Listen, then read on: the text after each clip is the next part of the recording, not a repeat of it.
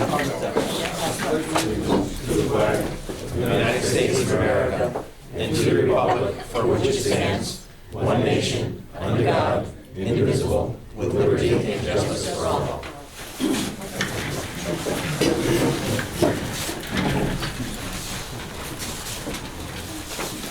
Roll call, all members are present except for David Lemay.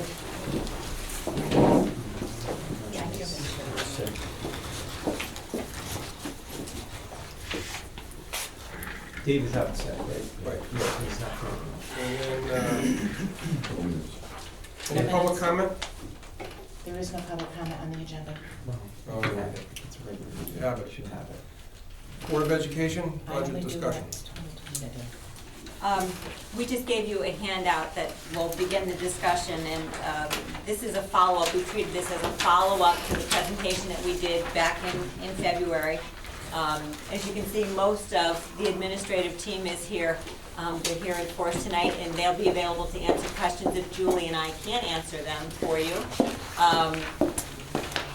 Sheila Ripple's the only one who's absent. She's up at the high school. The 8th graders are up there for a parent night tonight. But Joe Anastasio, whom you may not have met, is here from the high school. He's the new associate principal at the high school this year.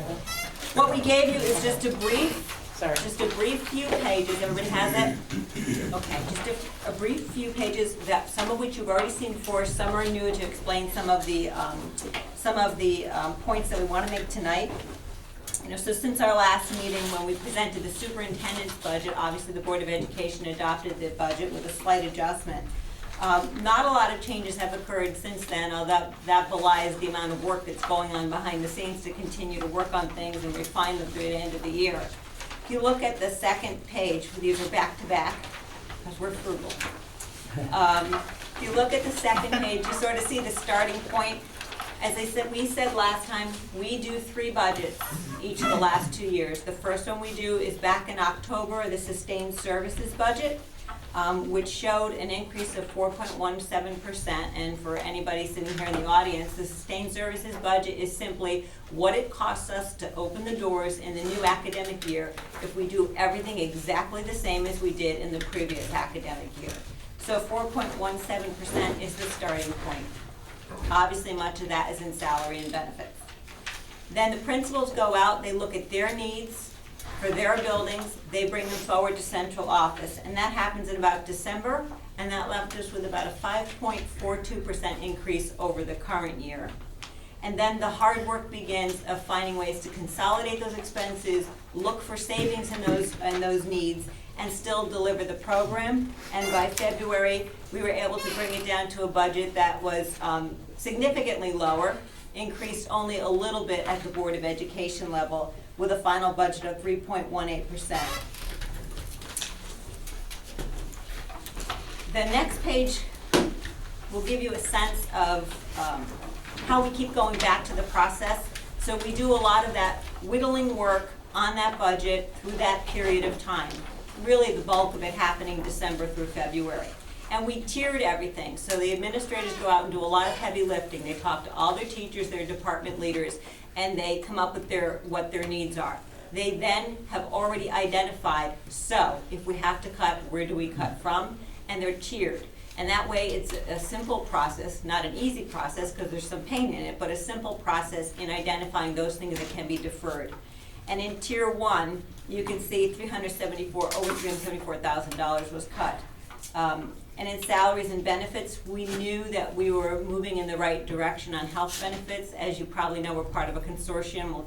Julie and I will talk a little bit about that in a few minutes. Part of a consortium, able to increase our buying power. We're in that consortium for dental and prescription. And then there's going to be a second part of that picture. We had budgeted money for the Affordable Health Care Act. We did a little survey of people who would be eligible for health insurance with us because of ACA, and found that we could reduce that dollar amount, so we backed some dollars out of that. And we continue to prioritize on the professional and the contracted services, and there's a little bit later I'm going to explain that too. We have supply savings. That's a great opportunity that we have at central office. When we get all the principals' requests, we look for places where we can consolidate those requests, and we do, and that allows us to have supply savings, travel savings. And then in equipment, in the areas of technology, we look for savings, places where we can use each other's resources. We are looking at a bring your own device policy. We have one, but we're looking to increase that. So that means the money that was deferred into infrastructure last year will now come to good use if we start allowing students en masse to bring their own devices, which should result in savings.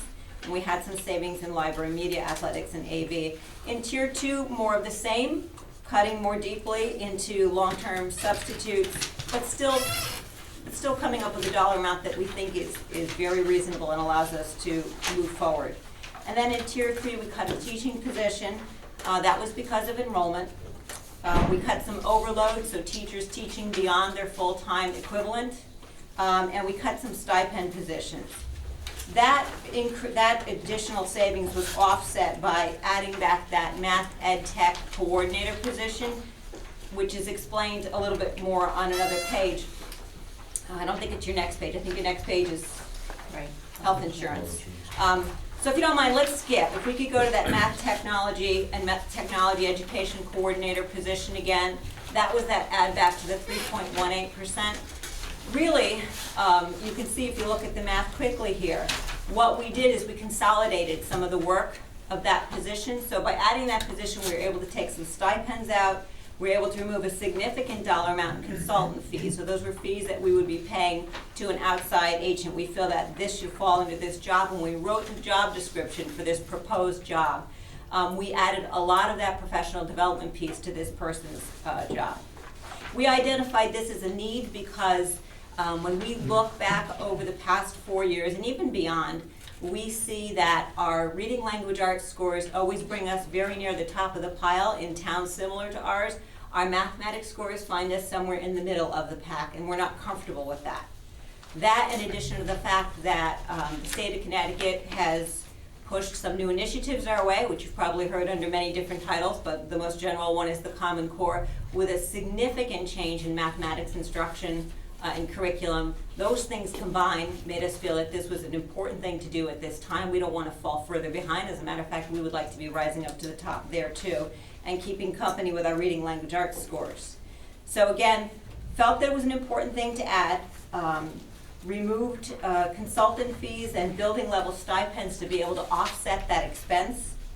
And we continue always to look for ways to reorganize and retool. Now I'll go back to health insurance. As I said earlier, we are in our second year of being involved in a health insurance consortium for prescription and dental. And we've really seen really remarkable progress. We've seen some good savings. What it has given us is buying power. Obviously, the larger you are, the more likely you are to be able to negotiate good rates, good allocation rates. And we continue that this year, and this is really in progress. The Board of Education only knows about it because I think we sent them a memo earlier this week.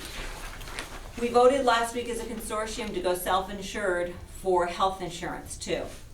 We anticipate seeing more stability in our rates.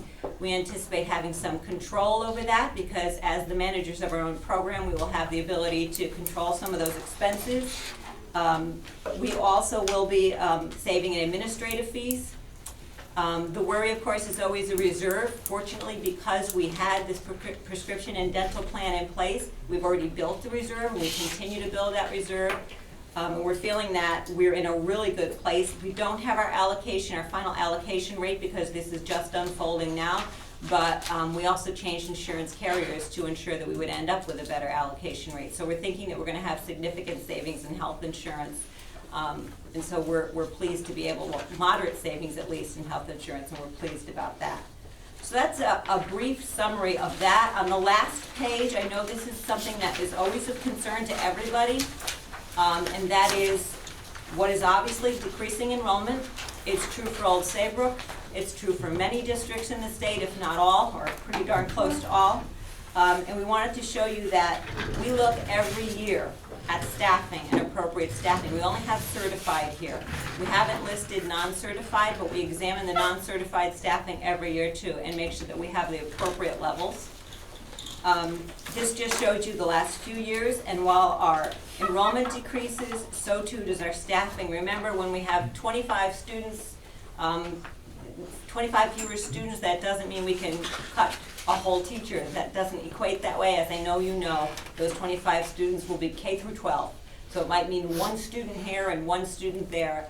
But we will look every year. We continue to look. We haven't even stopped looking at our numbers coming in. We're looking at our kindergarten enrollment coming in, our pre-K enrollment, and so we continue to do that. We did cut an administrative position last year, and an additional 0.8 teacher this year. So that's the brief summary of everything that had been presented before. We are all here to answer questions. Julie and I can start, or anyone else may help us fill in from their buildings. Questions from the board? Yeah, I have a question. You have, in cutting your staff, do you have any teachers that are multi-jurisdictional or multi-level teachers? So some teach in the first to fourth grade, and then some days they may teach in the high school, some days they teach in the middle school? We do have shared staff across all buildings. Yep, multiple positions. And they take different certificates? They have to do have? require They do require different certificates. We're fortunate that some of our folks have certificates that allow them to go either 7 through 12, so they can go into the middle school, or K through 12. And some have, can go anywhere. Especially our special education teachers, those certificates go across K through 12. Our arts, music, those are K through 12 certifications. But we also are fortunate that we have some people who have actually gotten multiple certifications, and we use them in some places. We have teachers who go from Goodwin to the high school, from the middle school to Goodwin. We're sharing all the time, and that won't settle until the end of this year. We will do that again this year, look at where we need to pull pieces from one place to put in another.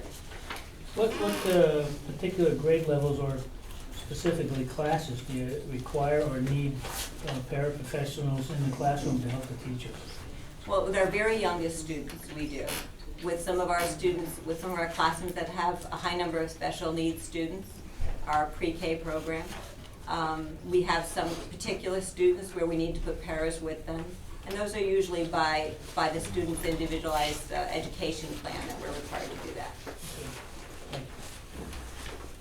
On your certified and non-certified staff, they went up 2.39%. But on your non-related budget, you said 1.28 to the overall, but that line item increased by 6%. Why is that that's much more of a big increase than the other one? And I'm curious. Barry, you're looking at certified staff. I'm looking at your non-personnel related budget items. It's in the letter up front. It's in the front. Oh, in the letter. Second page, Thank you. second from the last paragraph. 1.28 on the overall, but it was 6% on the line item. So I'm just curious why that one increased that much and the other one was only 2.39. Okay, 1.28 is, 6% of its line item. It's 1.28 of the overall. just put it right in here. So that's everything else. I can answer most of that, Barry, is attributable to capital. So those percentages are much greater, obviously, because the line item for capital, if you recall, in the current budget, we reduced that by a significant amount because of the building projects. So that was brought way down, and this year we're trying to, we're putting back the things that we know we need the most. And so it's a much greater increase than 1 or 2%.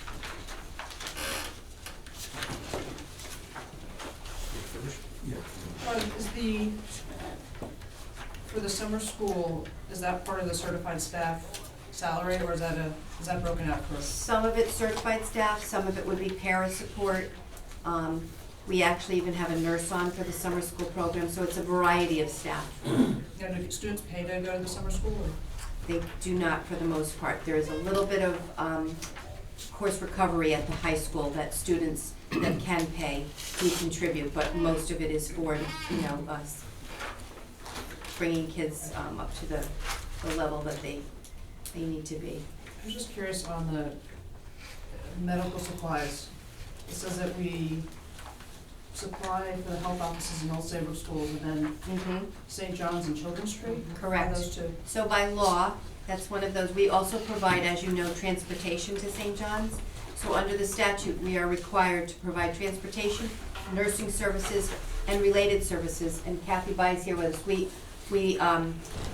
Some testing and things of that sort for those students at St. John's, we are required to provide as well. That's just mandated by the state? It is. Now, why would Children's Tree be included in that? They are an accredited school, and so they're also under that umbrella.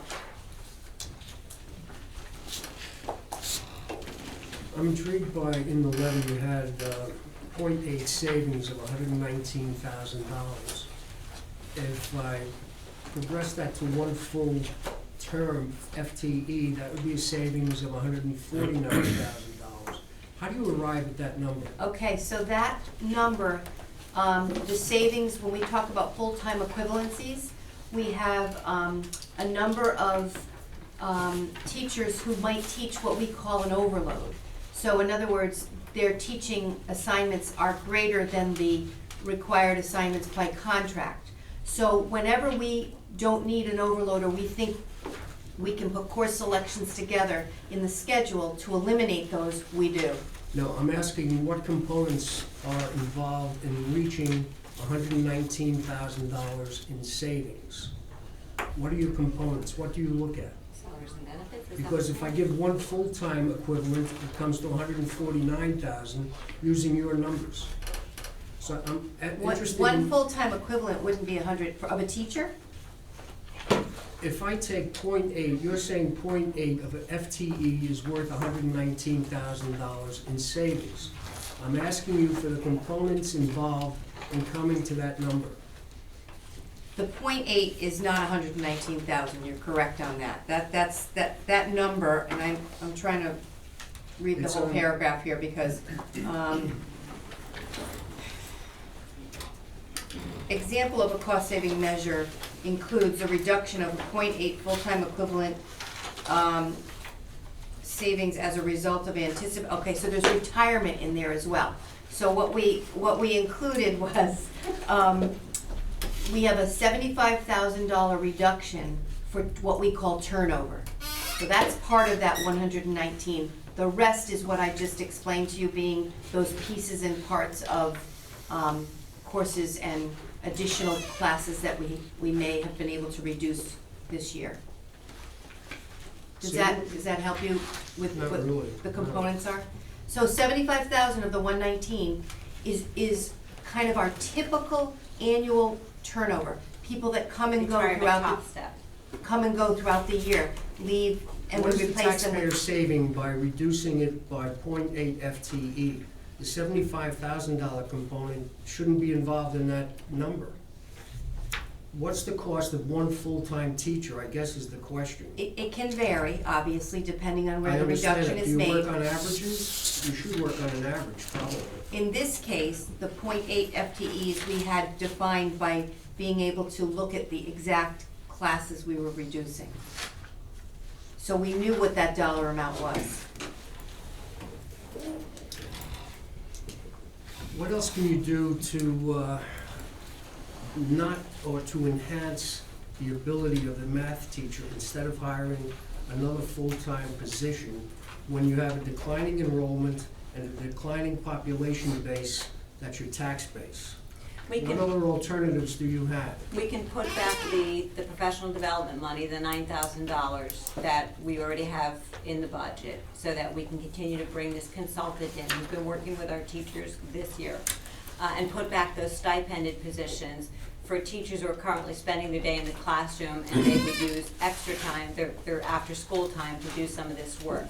Why we didn't prefer that model is because we want someone boots on the ground every day in the classroom, modeling new types of lessons to meet the needs of the new types of instruction that we obviously have to do. We have a new curriculum that needs to be implemented, and the best way to do that as it's being written is to have someone working with them.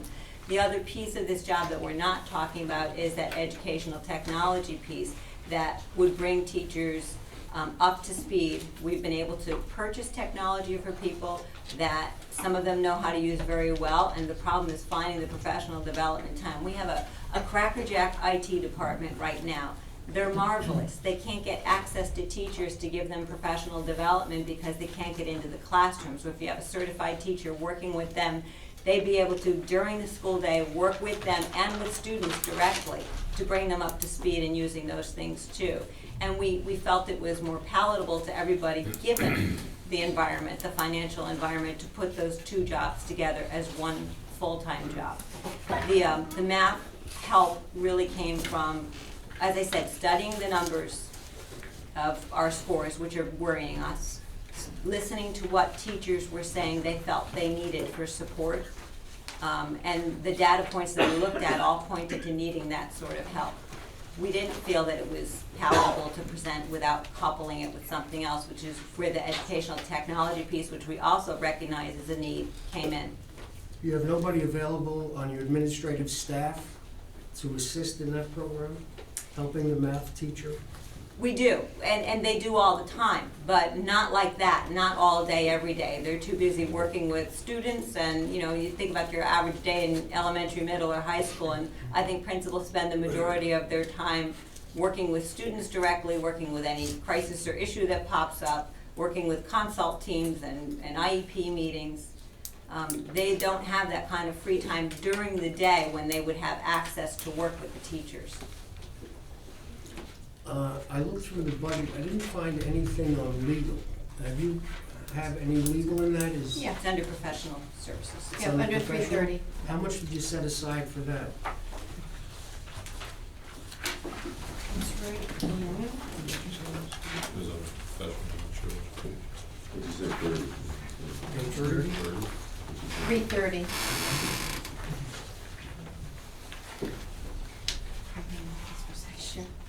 I can tell you exactly, give me 1 second. But he wants the breakdown of the exact. You wanna know just for churches, just you don't for wanna legal. know all professional services. What page is that, Julie? You said 330? No, that's the object number, so if you look at the object summary, you'll see, under 330 includes all professional services, which are other services besides just legal, obviously. Page 5 of 13.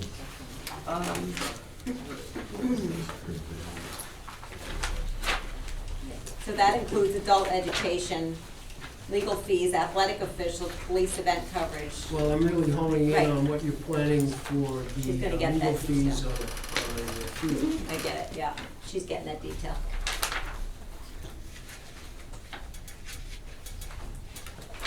We have 45,000. 45? Mm-hmm. Thank you.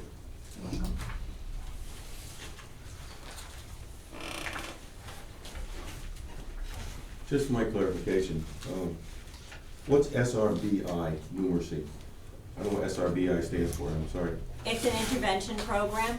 And Scientific numeracy would be scientifically research-based intervention, which is Connecticut's version of RTI, which tells you a lot, doesn't it? Where's Mr. Sutton? There you go, thank you. Do you want to give a one-liner on what SRBI is, an intervention? Sure. For our struggling students who need instruction beyond the classroom, they are pulled out into smaller groups and receive intensive instruction. So there are students that really need the most attention academically, and sometimes socially and sometimes behaviorally. So we That have increased new- quite a bit this year, right? Excuse me? That increased quite a bit, 15%. 15.98. Are you looking at the salary line item, Yeah, Barry? I don't know, is that the salary line you see in the line items, is SRBI? Well, which one? Where are you? Page Where? again. Just on page 103 for the front. I mean, it's, you're talking $2,000, I'm just curious, so I jumped to He's right here. that rate. Yeah, so it's $2,161 difference. Yeah, I mean, it's not the dollar value, it's Right. just, why is the increase? Because we need more help, or what's going on?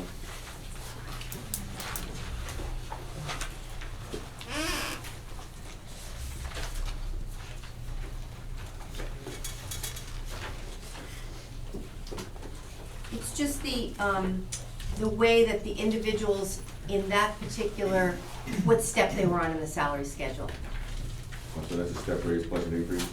Right, and it, depending on where they were, some move through at a higher rate, some move through at a much lower rate, as you know from negotiations.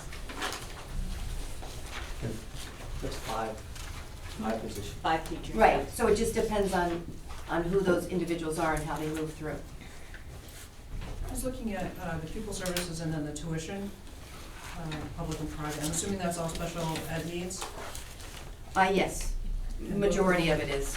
Rose pretty significantly going into next year.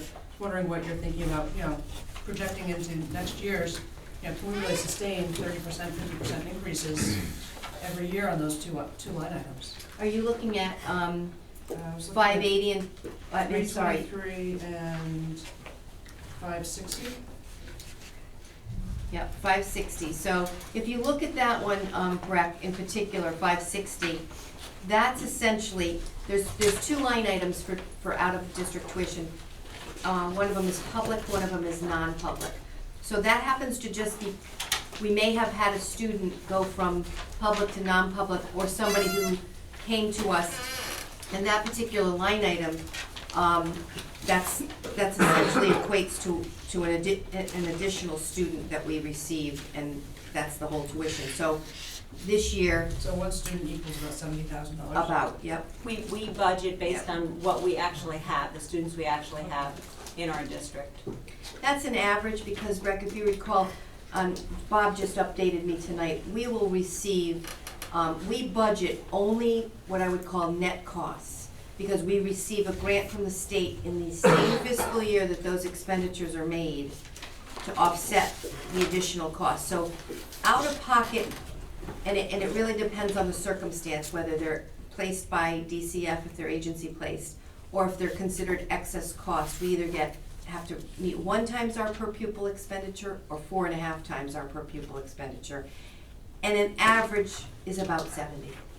That's a rough number, depending, like I said, on all the services involved with a particular situation. Did I understand you right that the medical insurance, you're gonna try to be self-insured this year? That's the regular medical insurance? Yes. The health insurance, yeah. And then you have a 10% rate increase budgeted? Mm-hmm. So are you feeling that the self-insured will be more expensive than, No. What we have in that line item is the Affordable Health Care Act, for one. So the whole increase for medical is not, the increase in our regular medical self-insured piece is gonna be very favorable, but we had to budget for a number of individuals who could in fact take advantage of the Affordable Health Care Act as well. And a perfect example of how that's a moving target for us, we put in 10%, figuring that we would be about that. We had enjoyed a good experience last year, but we didn't think that we'd get 2 years in a row of fantastic allocation rates. Moving to self-insured, negotiating with the insurance carriers is going to allow us to do better. Where we're finding ourselves in an unusual situation is, you heard Julie talk earlier about turnover. We anticipate a certain percentage of our staff will turn over because of retirement or resignation each year. That's not happening this year. So any monies that we are perhaps going to be enjoying in savings and insurance allocation rate, we were just saying today, will probably be absorbed by the fact that we don't seem to have retirements or resignations. so, the increase is also because of because of you have to. Added coverage. ACA, right, yep, So it's really not a 10% rate increase. Correct. no. That's just to the budget line item. Thank you. So we've been doing Common Core for about 2 years now? Yes. How's that going in terms of the budget? I know we talked about the math and technology education coordinator. Is there any other issues that you see? How's it going? It's monumental. It is a complete sea change for education. That and teacher and administrator evaluation changing at the same time period has caused significant upheaval in everything that we do. We find ourselves retooling in flight. You know, the door is open, the students come in each year, and we find ourselves grappling to absorb it. I am amazed at the work that the teachers in this district are able to do. And I'm amazed at the amount of time and energy it takes them to be reteaching themselves as we go along. I believe that we will be absorbing it and learning to deal with it and continuing to identify things that we'll need to work on for at least 5 years. Because in my long career in education, nothing has been as large as this. And your budget's aligned with that? Do you see Our any budget- risks in the budget with that? What we're doing is we are absorbing wherever we can, pushing our programs forward, but still keeping in mind, that's basically what this other request was about, is that we identified this as a particular area of concern for us, and something that we felt we had to address. Is there any other areas that you think might need to be redressed in the near future? Yeah, well, it will come down to human resources and time. So even if this Board of Finance and the Board of Education could give us every person and all the money, we still would not have the time to do all that work. And so we are choosing instead to tackle each issue one at a time. We continue to push reading and language arts forward. We continue to address those. That change isn't as significant as math. So we felt this one had to be dealt with. Put all of our resources, many of our resources in that area. Reading and language arts is sort of moving along at an appropriate pace. We will eventually need to put some resources there too. But as I said, our most precious resource right now is time. We're trying to meet deadlines that are very difficult to meet. Have you benchmarked any other schools struggling with Common Core and how they're approaching it? Yeah, there isn't any one of the administrators that doesn't get together with, like the high school gets together with shoreline principals. I get together with superintendents from the entire southeastern part of the state on a monthly basis. Heston Sutman gets together with all the curriculum people. Kathy Bai gets together with all the PPS, and so we are constantly pooling resources and trying to figure out what's best practice. We have a group of people from two other communities coming in to see what we're doing in one area tomorrow. We're sending people out there. So we are constantly looking to take ideas from each other. It's the only way to survive right now. Because your budget's essentially flat. I know you went up 3%, but in the transition, I'd hate to see certain areas languish. I don't think they are. As I said, what we do for our checks and balances is we go back to our strategic plan, which of course has been something that we've had to morph a bit to fit these new initiatives that have been coming down the pike. But we go back to it as our checks and balances. Have we moved the programs forward that we said we were going to? And at the end of the process, we answer that question. So while we present a budget, we also budget the plan, meaning the strategic plan.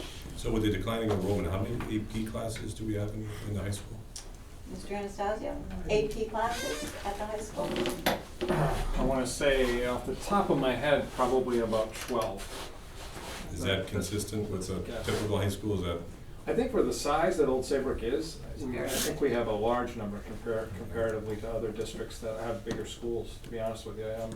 When I came on board, I was, looking through the program of studies, I was impressed with the number of rigorous AP courses. I think I just ordered the tests, as a matter of fact. I think I ordered 213 AP exams for over 100 students taking it. And we also have ECE courses. We do have which is- ECE as well. What's ECE? You earn UConn credit. Okay. Early college experience. Okay, thank you. Have you looked at, with some of the surrounding towns of Westbrook, Old Lyme, and combining some of these advanced classes so we could get a larger offering but keep the costs under control? I'm told that Westbrook sometimes joins us, I know, for the foreign language. One of the most intriguing parts, and maybe Heston can talk to this, is I've been looking at something called Odysseyware in terms of expanding opportunities. Originally, we were looking at it for credit recovery, but it could also open up some unique programming at a small cost, let's say, to kind of expand and broaden. Another piece to the puzzle is our master schedule that we're looking to change, which could create more opportunities for course offerings and free up opportunities for students to take those courses. And if I could speak to the Odysseyware, we were very fortunate in the last teacher negotiations to get language into the collective bargaining agreement that would allow us to utilize online courses. Obviously, there's some concern about jobs going away if there's online, but we do have that language in the contract. The teachers did see the benefit of it for students. And so we are able to offer online courses, which we might not be able to offer a section of in our high school. As far as opportunities to work with other school districts, increasingly we hear superintendents talk about it. You know, Breck talked earlier about summer school. There may be, we should maybe looking at considering how to put offerings for summer school, but not necessarily with an eye to shrinking offerings, but being able to expand offerings. If Westbrook can do one thing and Old Lyme can do another, and we can do a third, we can then focus our energy, maybe experience some savings because we'll concentrate our efforts in one particular area, sort of academies for enrichment. Those would be the types of opportunities that I would like to look at in the coming years. Yeah, and I'd like you to see if you could expand it beyond summer school and into main courses. There may Right, so be, instead of 12, can we get 20 AD classes, and then really start leveraging Right. some of the economies, but keep the costs under control? right, Wouldn't absolutely. you be able to do that with regionalization? Would we be able to To do that with regionalization? find those sorts of opportunities? Yeah. Yeah, regionalization has some economies to it. You know, if you put multiple districts together, but it has its own problems inherent with it. I've worked in 2 regional school districts. It's not as clean and easy as putting two communities together. There's all kinds of issues that go along with it. There's the issue of whether or not, so, you know, if we picked a neighboring town, we'd have to worry about facilities and closing facilities, and do we owe money back to the state? Transportation. A regional school district becomes its own financial entity. It's separate from the 2 towns. So it's not impossible, and I know that that's something I've been asked here before, but it's a process, and it's one that would need to be done, you know, very carefully, and with choosing the right partners. I have a question on the reimbursable transportation. It says you get back 2.38% back from the state. So that, on $1 million, that's about, what, $23,000? And then that goes into the general fund? It goes to the general fund. It's a little bit more than that. Bob just handed out a report. Yeah, I wanna say it's about 59,000, just under 60,000. yeah, it doesn't have the revenue breakdown. Oh, you didn't put the revenue in it? Okay, it's just in the lump sum. I wanna say it's a little bit more than that, Brad. Okay, and then your... Because you got all the excess cost special ed reimbursable transportation too. On top of that? Yeah, So when I'm looking at your budget for the buses, $1 million would be $23,800. Right. So then the rest is the, okay. right. Transportation fuel, isn't fuel cheaper this year than last year? We locked in for next year. How did it compare to last year's price? It was definitely less. Okay. Yeah. We saved almost $1 a gallon, I think. To follow up on Greg's question, you know, 3% increase isn't, on a $24 million budget, isn't huge considering there is some reduction in students, but yet, you know, we're also incurring 50% overhead on, you know, increase in special needs. So I'm kind of curious what we're doing. You know, we've talked about a little on the AP side, but, you know, what we're doing for the kids that are far, you know, above and beyond. You know, if we start allocating all these sources, are kids gonna start lagging behind because their needs aren't getting met? And I was just wondering on each of the, since I see each of the principals here, you know, if they could just talk about, you know, one thing or 2 things that they really see in their school, and things that they might need going forward. I'll just make a general comment. This is a comprehensive school system. Our high school in particular, we can talk about that probably most easily. That it's a comprehensive high school that really makes every attempt to provide students the courses that they need to take with them to go on to college and be career ready. That is harder to do in a smaller district, but we're coming up with some very clever and crafty ways to do it, including, you know, the Odyssey Wear program and offering opportunities even to our 8th graders to take high school classes and sort of get a jump on it to fit something else in their schedule. I do not think that the students at the upper end of the range are in any way being cheated out of an experience. And we are also very willing to consider giving students creative opportunities. If we can come up with something that is that is valuable, that may be a little bit non-traditional. That's something that the high school considers all the time. Also, the middle school, last year they had a wonderful program at the middle school carved out for a group of students to meet their particular needs in 8th grade. We did it with our resources we had, with the people we had, in the time that we had, and did something very valuable for a group of students who needed something different as they moved forward to high school. And you wanted the I'm just curious to on talk each of the about. principals, what, you're seeing in your school, things that you're thriving, or things that you're seeing that, you might need in the upcoming years to, help provide, for these kids. I can speak to the high school a little bit. We're very excited about our engineering program. What we're trying to do is link across disciplines now. So probably going to get the phrasing wrong. Aquaponics, I think, is what they're building, a tank, a large-sized tank that they are going to have fish in, and the fish are going to generate stuff to grow herbs. So feeding off of that, the herbs are then going to be used by the culinary class. So they're, that idea of discovery and authentic creation is something that we're starting to embrace.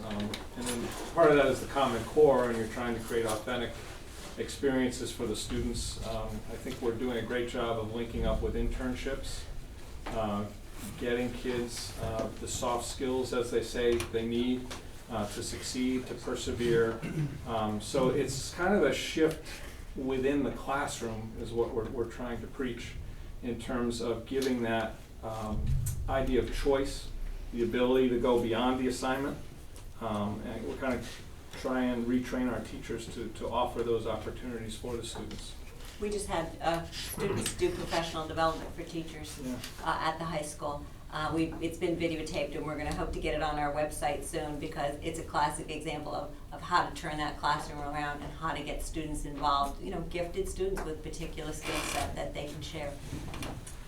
So at the middle school level, I don't see it a concern for our higher level students. Currently in our 7th grade, we have 7 students who are taking freshman level math, and they'll continue to do that in 8th grade and maybe in sophomore math. And that's similar, just by, the numbers may fluctuate a little bit. Some of what Joe said is absolutely true. We're looking for some more relevant experiences within the classroom that are more authentic. The STEM initiative, which is science, technology, engineering, and math, is something we're all looking at right now. We're looking at smaller pockets of experiments. So one example would be, we have a 5th grade classroom, and the teacher saw some needs for the students to have more activities. So our 8th grade students did some research on using yoga balls in the classroom as a seat. There's research that shows that it increases attention and brain activity. Our 8th graders then, through our technology class, designed stabilizers for them, tested the stabilizers for them, and then mass produced them for the class. And then they're going back to do additional research to show the effectiveness of it. And we can start to do that on a regular basis and really show the students how their work and their ingenuity really impacts what they're doing in the classroom. That's huge.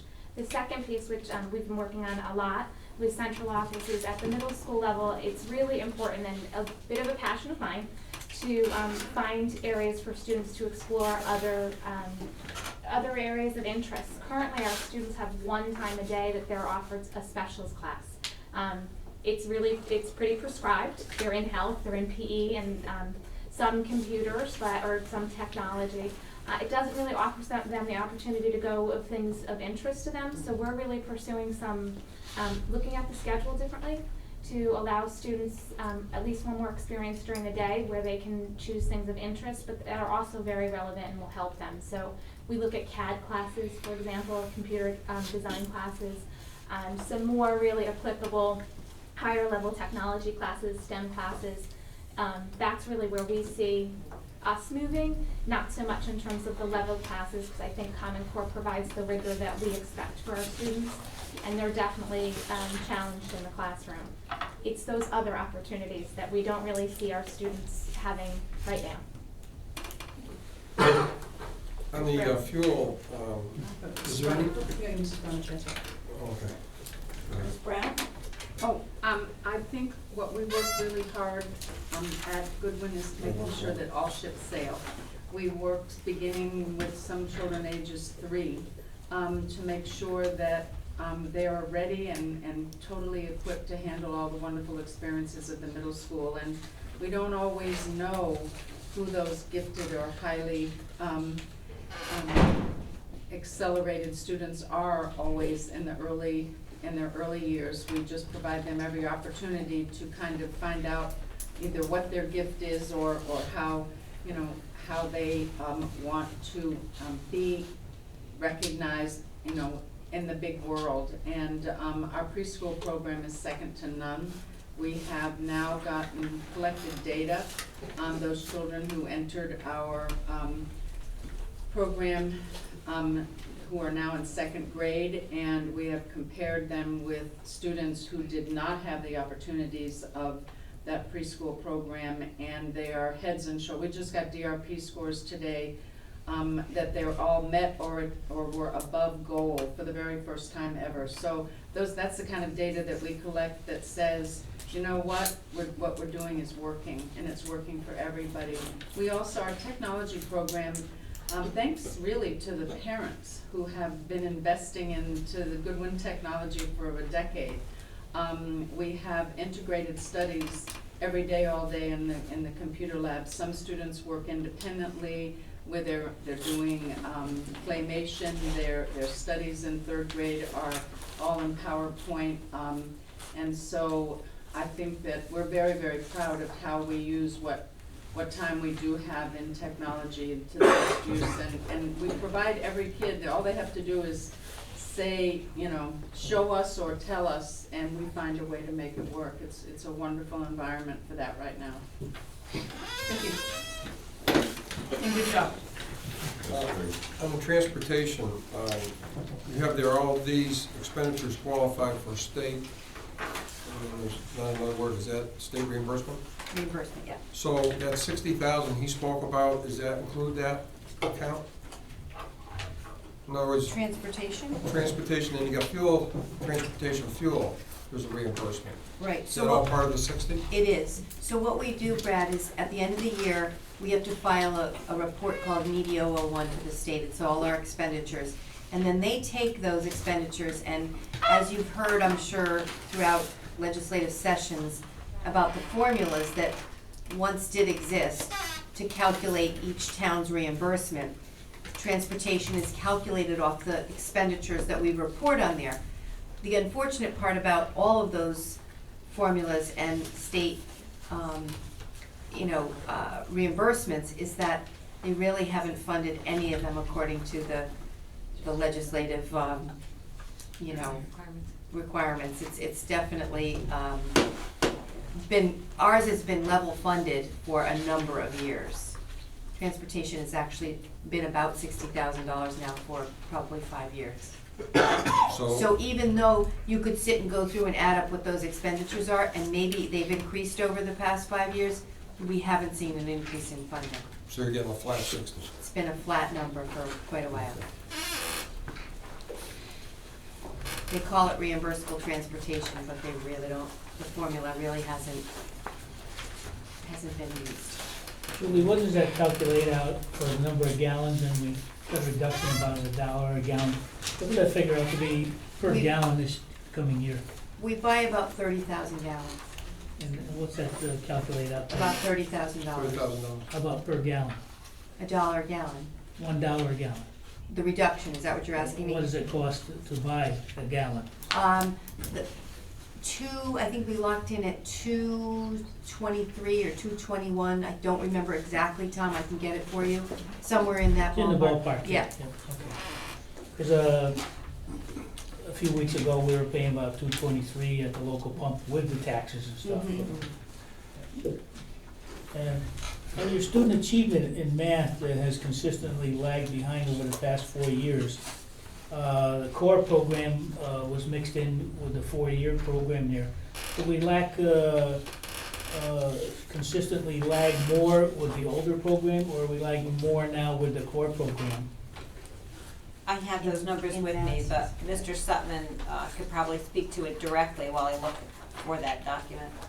So those numbers that you see in front of you are generated from our 3rd grade, 5th grade, and 8th grade students. So we did a comparison of those students over 4 years of how they've achieved in language arts, which is reading and writing, compared to how they've achieved in mathematics.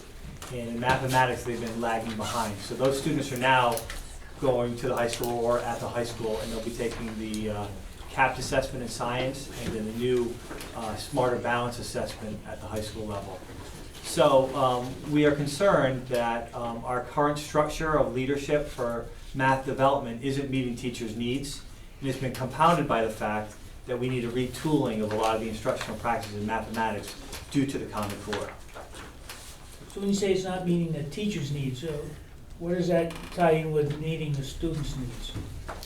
But it's directly related. So students are faced with taking more rigorous assessments and need different types of strategies and different types of instruction in the classroom in order to meet those higher expectations.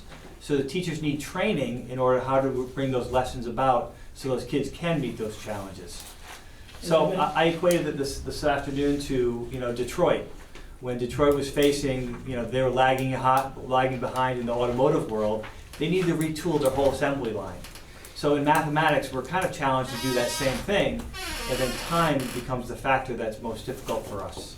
So having someone full-time that can be in classrooms working with math teachers would be a huge benefit of that whole retooling process. So when you talk about retooling, are we also saying that when we changed from one program over to the core program, we had a significant expense because we retooled? Significant expense because we need more training. Not necessarily materials at this point, it's more of the training.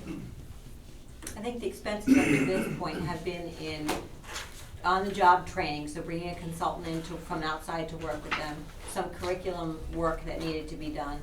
And I think that what we're saying is if we're going to come up to speed as quickly as we can, we need to put an appropriate opportunity in place for someone to work with teachers on the spot, right in time. It's what they call just-in-time professional development. So it's tomorrow that we need to work on that. It's not 6 weeks from now a consultant can come in and she has a free spot in her schedule when she works with 20 different districts. You asked a question about the lagging behind, and yes, it is across the grades in mathematics. So it's not like it starts in one place. I've got in front of me right now 3rd grade, 5th grade, and 8th grade numbers for the last 4 years, and it's consistent in each of the grades that we're not up to our reading language arts scores at all in math. Do you look at that position as a year position, 2-year position, or is this a forever position? If you asked me that question 5 years ago, I'd know how to answer it, but right now, because we're in such flux, it could very well be a position that changes and morphs and is no longer necessarily needed in 50% in mathematics, and maybe we need more of an educational technology. I can't envision it, how it will change over the next 5 years until we know how quickly we can get to where we're going. I know what you're saying. Is it temporary, bring everybody up to speed and move away? They could become a classroom teacher if that job isn't needed anymore. It could change. I don't want to mislead one way or the other. Has somebody else used that before? Have you used somebody else as an example and you have results from somebody else that's doing that? Another school that's doing that same thing? A number of other districts have what they call coaches or coordinators. They What are either their have results? what? And what are their results? What are the results with their clientele? Well, they would tell you that they were able to get improvement much more quickly. Do they have, if you looked at the examples of, have they improved 10%, so they're above where we are today because they've had that the additional person? Could someone report to me a 1-for-1 on that? I doubt it very much, because so many other things, like with the analogy that Heston was just giving you, we're sort of retooling while we're working. We don't get to shut down the assembly line, so that won't be the only thing that changes about our instruction. This person will bring other teachers up to speed more quickly. The other teachers will get better at what they're doing, and so you'll see an impact across the board. Whether or not you could say there's a direct correlation to that one change will be hard. Yeah, right now that person would be under administrative position, correct, or no? No, it's a teaching position. The only thing is they won't have direct teaching duties, which means that they'll be free to walk into a classroom and work with a co-teacher and deliver instruction to students in your room today and his room tomorrow, and that way you have that ongoing professional development all day long, plus working with students with a co-teacher. And that is, we believe, the fastest way to get us to where we want to go. Is that a person that's specifically trained in that type of teaching? You would need someone who has, that's why we didn't budget it at a minimum. We didn't identify a first or second year teacher. We see someone with a 6th year degree, someone who has an administrative type degree, so they've got that kind of training behind them, but it is not an administrative position. It's very clearly a teaching position. A number of our classroom teachers have administrative degrees, so that's not uncommon. Some of them are looking for that type of experience of working with other colleagues at that level before they maybe move on to a full administrative job somewhere. So we're thinking it's going to be that kind of person who's going to want to do that work and has had some experience either leading a department, leading groups of teachers, doing professional development. You have a 32% increase in your capital expenditures on the, I guess you have down, you need $25,000 for a truck, a van, or a tractor. So what do you need $25,000 for? We're actually gonna retire a 15-year-old van at the high school. It's an activity vehicle. It's a 1995, so we're looking for a used van to replace that. It's pretty much, I don't wanna say unsafe, but it's reaching its Maximum life expectancy. yeah. Is that the green one? It is the green one. You know it. You also have on the elementary school $30,000 for a telephone system safety upgrade. Yep. Wasn't everything upgraded a couple of years ago? Many things were upgraded. We have had the telephone system on our list to upgrade. And Goodwin has the most difficult system, because it's so old, to just simply dial 911. So they're actually going to be probably the state-of-the-art telephone system when we're done, because there'll be a voice over IP system. And then once that system's put in, it'll be virtually very little infrastructure to add the middle school and the high school and the central office. It's a matter of a phone set to change everybody else over. So they have a very old, system. It'll need rewiring to every classroom and updating. So that's kind of our last piece, if you will, that was on that sort of master plan when we went through and evaluated for Goodwin. Done the doors, we did fencing. The perimeter fencing is all going up. The entryways, the card systems, and now this is kind of finishing that piece of it. You also have got a boiler replacement. How old is the boiler? The boiler is gonna be about 50 years old. We've Only 50? retubed it a number of times. 50's really Never young, been a don't new you job. think? That's not all I think people it's very use. young. I'm sorry, Joe. What? I think 50's very young. Not for boilers. Not in terms of boilers, however. What is Yeah. the So what's the underground, what's the lifespan? Well, you can continue, as we had discussions years ago with the high school boiler, you can continue to replace and repair and replace and repair, but it gets to a point where you just keep spending money year after year. So we retube and it's a pretty darn good workhorse, as you can see. It's lasted a long time, but we know, that's one of the items we're gonna have to begin to save up money and do very shortly. where's the underground tank here? That's also a mandated 30-year, must come out, must be replaced. What is that for? Oil. You're not using oil, are you? We're not right now, but Just an we could next year, you never know. We're natural gas right now, all of Right. our boilers are dual fuel. So that's not something you have to do now, It because has to come out of the ground, will be sited. More metal, it has to be better. 30 years, gotta come out. Whether we put another one back in, I guess is the question, but I think we Oh, can you won't put move- one in, that's for sure. Nothing's going in the ground anymore. Well, You still can, it just has to oil have you can, warrants. yeah. And it's gotta be a convolt tank. I mean, Okay. oil you can put in. Yeah. Julie, I'd be remiss if I let this one go by again.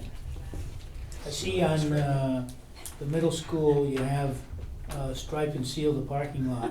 We'll put it there for you. Okay.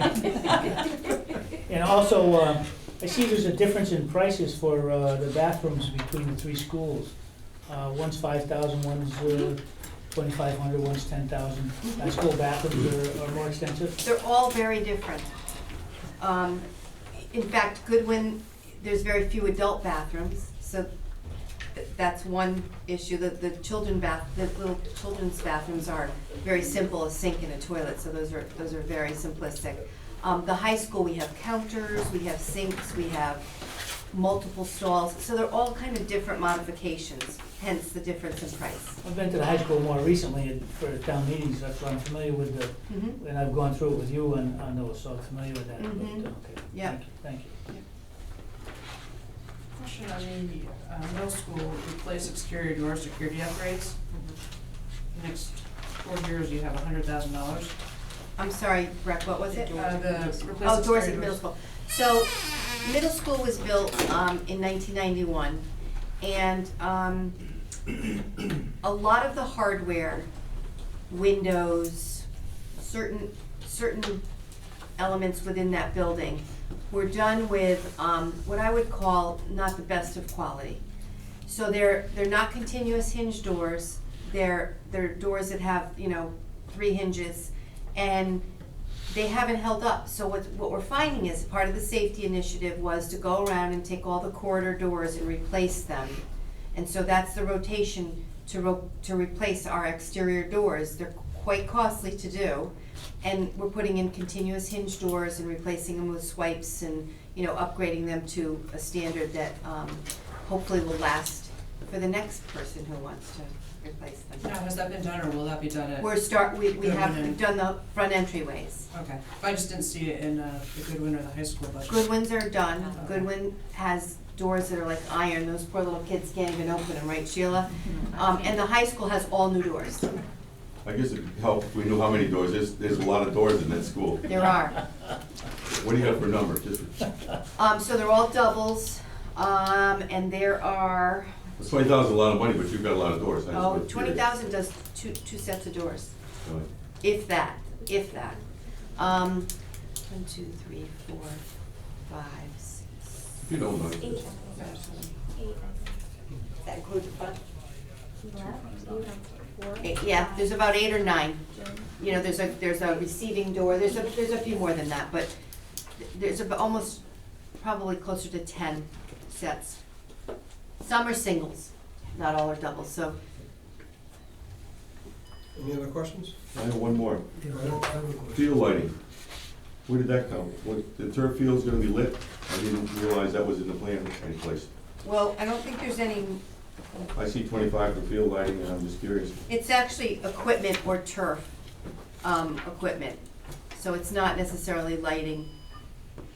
It's a we You know can't that have we lights need. there, right, as it stands Well, right. that's why my As it question. stands right now, you can't have lights. Right, you Correct. can't, but we know we need some equipment, to maintain it, so that's what that's set aside for. Cause it says, it has the.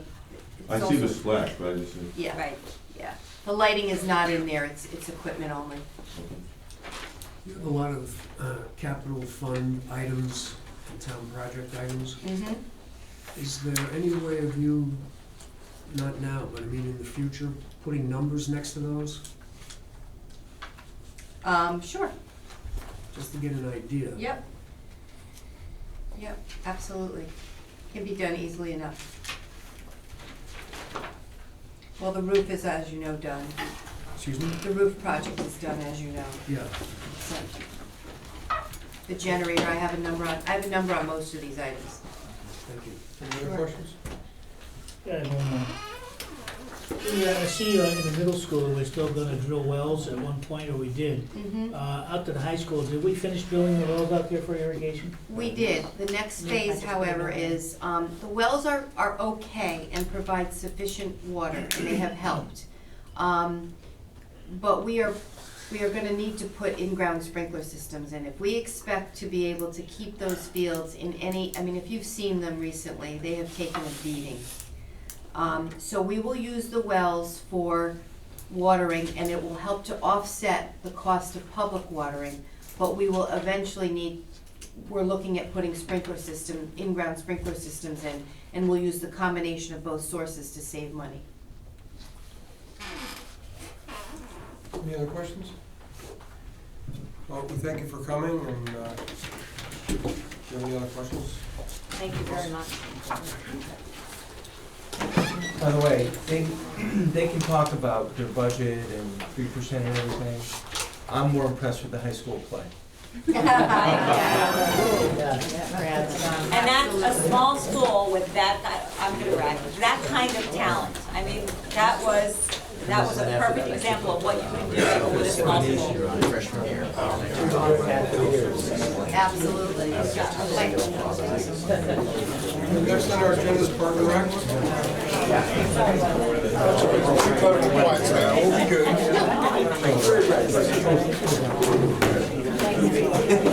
I don't know, I think I'm gonna sit there.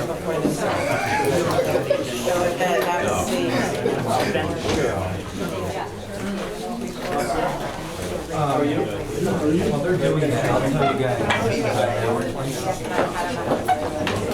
60-something. I only know it was. So I don't know when I'm gonna erase on you. Ray, I gotta go. Ray, That's my daughter. You won't see her next week. You don't have a problem. You won't see her tomorrow. That was her husband. By the way, that was Paul Carver who came in, pick up her laptop computer, he audit RFPs, and, I mean, so that's how she is, and she just wants to work. Yeah. Do those other RFPs have to be decided on soon? Well, I'll talk to these, yeah, they, I think, You guys don't need us? Sure. Sure you want to do Sometime in May. I think the deadline, the target date is June 1 at the latest. Anything you'd like to open up with, Ray? Yes, just want to start out by saying I submitted to the Board of Selectmen a pretty flat budget this year with some minor increases in utilities, electricity utilities at most of our parks, especially at Mini Golf. There's a slight increase because we found out that the pump that pumps the water takes a little bit more electricity than we originally anticipated, so I had to up that one a little bit because we're actually over a little bit in that one as we speak. Where was that, Ray? At Mini Golf, there's a larger pump down there that we didn't have before, so. But generally, overall, the budget is a fairly flat budget, and as you can see going down it, there's some minimal increases in some of the line items and zero increases in the majority of the line items. So that's pretty much all I have for that. Questions for Ray? Just one, are you gonna do the pavilion over at the town beach, is that? So, I'll speak to that. It's certainly on the wish list. John, you may know this. I thought maybe you heard me talking about this. So Jared Magoon, who is the architect that works with Brian Humes, who designed the police station, is a town resident. I grabbed him a little while ago because what I'd like to do with the town pavilion is kind of make it a community project. I said, Jared, Is it Jim Magoon? I'm sorry? Is it Jim Magoon? It's Jared Magoon. He's a young kid. Oh, it's his Yeah, son, yeah. okay. Yeah, right. So, I said, Jared, give me 2 renderings of the town pavilion. Give me one entirely on the current footprint. Give me one that's a little bit bigger than that. You come into zoning? And it just tells you how hard it is to move the ball forward sometimes. Obviously, I've heard from people, hey, if it could be a little bit bigger, wouldn't that be great? Just a little bit bigger, the footprint. You get another picnic table in there, you know, they get taken up pretty quickly. Well, we've called Sue Bailey up at DEP because we need DEP to come down in the snow. She couldn't see, you know, where it was going to go, and so we're waiting for Sue to get back in touch with us because there's coastal area management, there's Long Island, there's all kinds of deal with regulations. WPCA over there too? No, we don't need them for this. This would be exactly what you have there, but basically maybe a little bit bigger. We're talking 5 feet wider, Yeah. 5 or 6 feet. But that would make a bit of a difference. The idea would be town will buy the materials, I already have guys lined up who would do most of the work. So, kind of like a community project. Earliest it will be is the fall. So the answer is yes, it's been on my agenda for 6 months. It's just been kind of trouble getting DEP to move forward on it.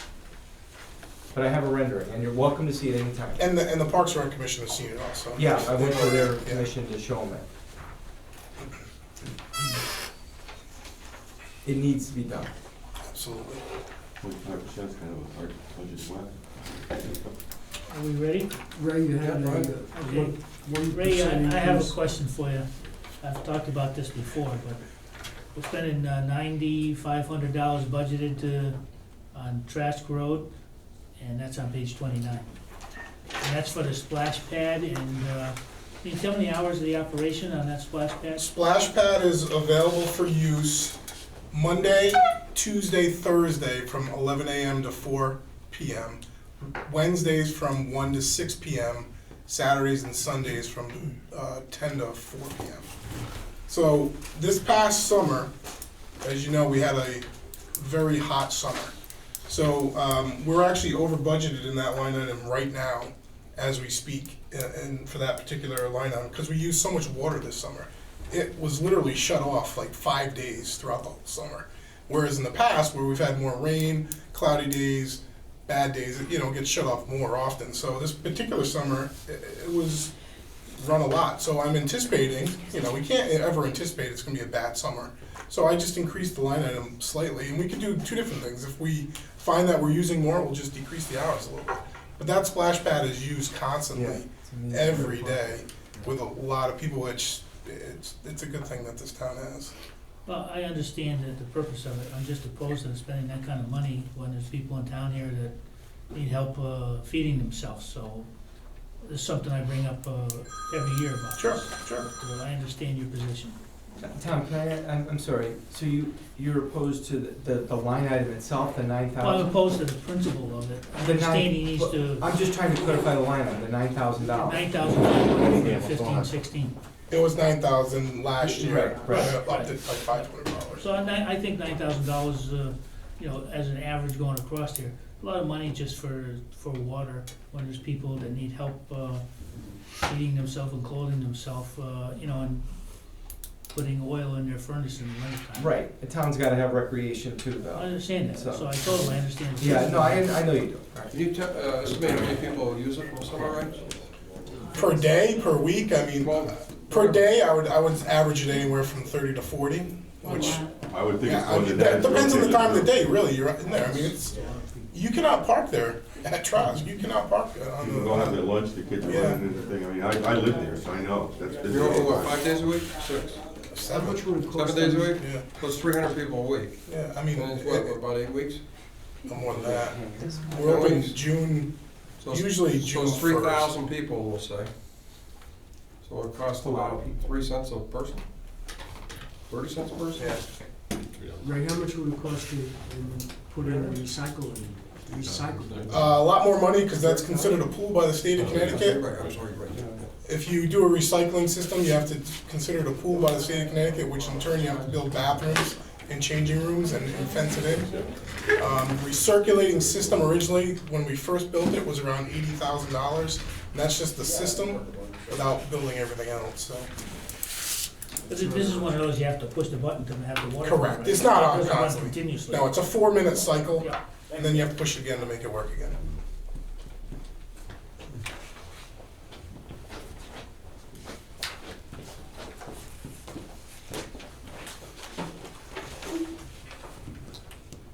Can you explain to me on page 28, what is a building super? Building supervisor? Oh, it just says building super. You have gym super, then you have building super.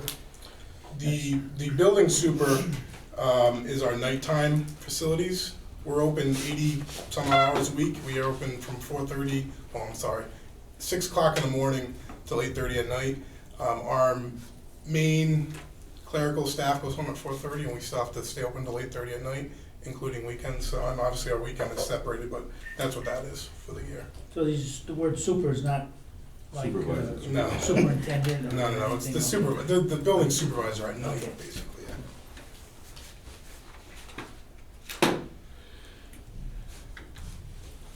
And just the cell phone usage is for you and your assistant? Correct. We get reimbursed $30 a month, times 2 people is $60 a month, which equals out to $720. I don't know why I was ever at 500. I just put it to the correct number. And your office supplies, you mail out a lot of stuff, right? We tend to email a lot of stuff, actually. Office supplies are the paper that we have to buy. We do get paper from here. Other things from, like, we don't get card stock, envelopes that we use constantly, pens, pencils, obviously, so. And the new copy machine, that's New copy machine will be now, prorated in your budget or through the town? it will be, we have to pay for copies now. Okay. The passes the beach, you use the same thing you used last year? We will. Those work very well. We, I thought you were changing it to stickers. no, the commission voted to keep the hanging pass this year. There was a mixed review of how they worked. I sent out a survey this year, and it came about 50-50 of people who liked it, people who didn't like it. You got more money with these types of passes than you do with the other ones, didn't you? Correct, yeah. We charge a little bit more money for them, yes. So it's 50-50, and the 50 you didn't like, you called me. They emailed me and And then I emailed Don't do the job. No. I heard it from you then directly. Breck just told me about it, but other than that, no. I hear it at the beach. There was a lot of people that loved it. I mean, they absolutely said it was the best thing since sliced bread, and then there was people that, I can't believe you let this happen, and You got 2 cars in the family, you take 1 car, Yeah. the other car. I always buy 2 passes. it The really is. complaint is, and Ray's heard this 100 times, that they felt the town beach was not A town residents beach, anymore.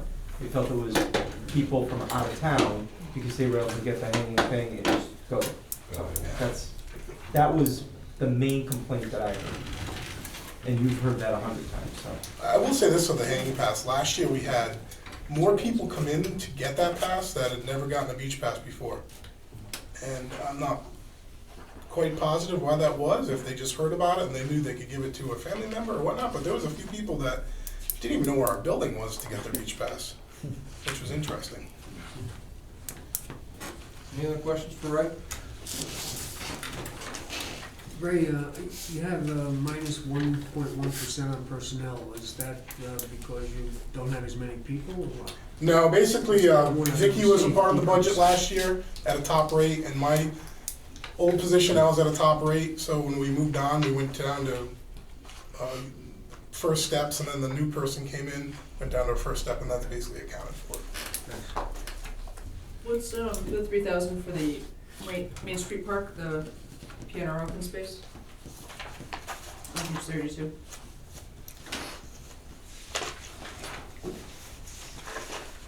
Well, we have a new park coming online across the street. We're gonna need equipment for it that's not gonna be there. You know, we have, obviously, we're going out to bid eventually with our project, but there may be some things that we gonna need in the park, just like any other park, so we need to start a line item for things that are gonna be needed down the line anyway, so, since we have a park coming online, I figured we need to put in a line item for it. When do they anticipate having that? Excuse me? When do they anticipate having that park? So, want me to speak to that? Well, I was talking to Jeff today, but yeah, go ahead. Oh, you were talking? Yeah. Okay, go ahead. Well, anyway, Jeff Jacobson is putting together the final drawings.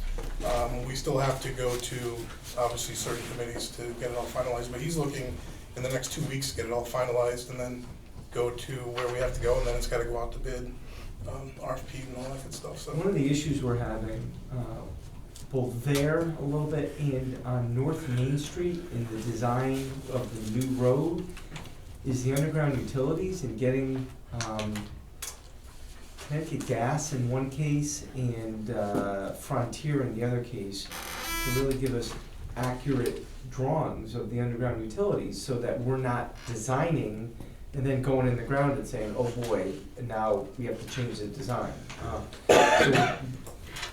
So we're really hammering on that right now, trying to get that, and then the design will flow, and then put it out to bid, and that's a steep grant. So that's the steep grant money that we received last year. We anticipate that to be started by fall, maybe? Yeah, I mean, everything slips, but yes, I was hoping, quite frankly, earlier than that, but fall is probably about right. And as long as the asphalt plants are open, you know, we'll be able to finish it, I would imagine, finish the main portion of it. The time to plant grass in fall. Yeah, that's exactly right. Any other questions for Ray? Ray, those telephones, those are just for the phones that hang on the wall for being able to call for emergencies? Which phones are you looking at? Well, like the mini golf telephone, the telephone at the different beaches and stuff. Well, yes, we certainly need phones at the mini golf course. People call constantly, find out when we're open. Yep. Same at the beaches, actually, and we do need an emergency line. Right. If something happens. That's the same line we talk about all the time. Yeah. Yep. You need that line for credit cards too, don't you? We do at mini golf. We do need that line down there, yes. You got the new style credit card machine that just reads the chip and the slide, or just your slide? It's a slider. Okay.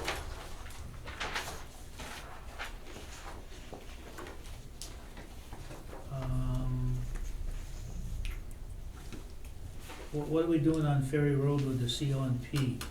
Is that for the new soccer field there? We do Page need 29? page 29. It says C.O.N.P. Ferry Road. Right, we have electricity there to run the irrigation system. Right. And that's city water up there? Correct. And has there been any investigation or initial conversation about sinking wells there versus running city water? We cannot put wells there. Okay. That's contaminated. Yeah. That's why they got city water there. That's it. I'm through. Okay, any other questions? Well, thank you for coming, Ray. Thank you, guys. I appreciate it. Public Works.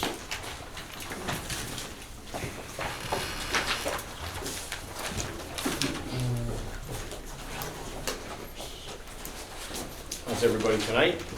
How are you, Larry?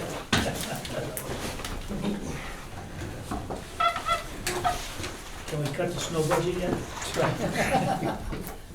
I'll give you an update on that. Okay. So I had some concerns, and I'll just start off by saying this, it's Larry's budget, but about 2-3 weeks ago, I had some concerns with how much overtime, every storm, as you know, was Saturday, Sunday, time and a half then to double time. I mean, there were a couple storms where, I'll tell you what, I got a real, and I said it to Larry many times, people can, you know, there's mailboxes in Curve, there's a lot of criticism that goes around and stuff, but I couldn't imagine plowing for 12 hours straight. And, I mean, it's just an insane job. And, you know, actually, I think overall did a great job this year because I didn't hear that much. But I had Lisa project out the budget, Larry's Public Works budget this year, given the last bit of overtime we had. I said, I need to know where we're gonna be at the end of the year. And the personnel line is over, okay? But the department budget itself comes in about even, just so you know. We projected that out. So Public Works budget, I project to be, you know, within 5,000, give or take, based on the amount we spent this year on personnel and sand and salt. As long as we don't use any more overtime the rest of the year, right? Well, We're 15,000 over right now on so I'm coming overtime. home last Saturday night. I'm coming home from Yeah. Mystic. I was with a friend, and coming home, and I'm driving home, and it's like crap out. And I asked Larry. I said, "Did you send anybody out?" He had sent 2 guys out in the morning. Yeah, I sent 2 Again. guys out Sunday morning at 4 in the I morning. mean, I took one of the guys from the transfer station Saturday afternoon and went around pre-treating the main roads, hoping that we wouldn't get that call from PD that night, but we still got it. And like I said, we're 15,000 over on overtime, just all well, by you're itself. gonna be more Yeah. also. Yeah. Any comments, Larry, you wanna make before we start asking questions? What's that? Well, the budget's pretty much the same as last year. A couple things we went up with, a couple things we went down with. You know, we needed to bring in a 0 budget, and we did that. We're team players. But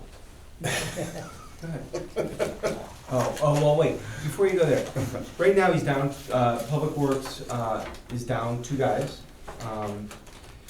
We're probably going to look to fill you're not reducing positions.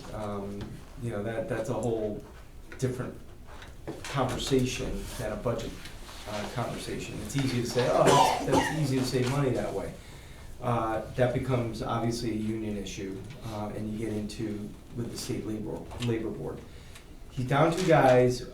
We've interviewed 1 guy that Larry and I both like. I am going to bring in 2 public works directors from other towns to conduct an interview, because, you know, I want to make sure that my eyes and Larry's eyes are accurate, and I want to hear what they ask. And this is just a maintainer 2 position, but I think it's a good way to hire, is to get some other eyes and ears on a potential candidate.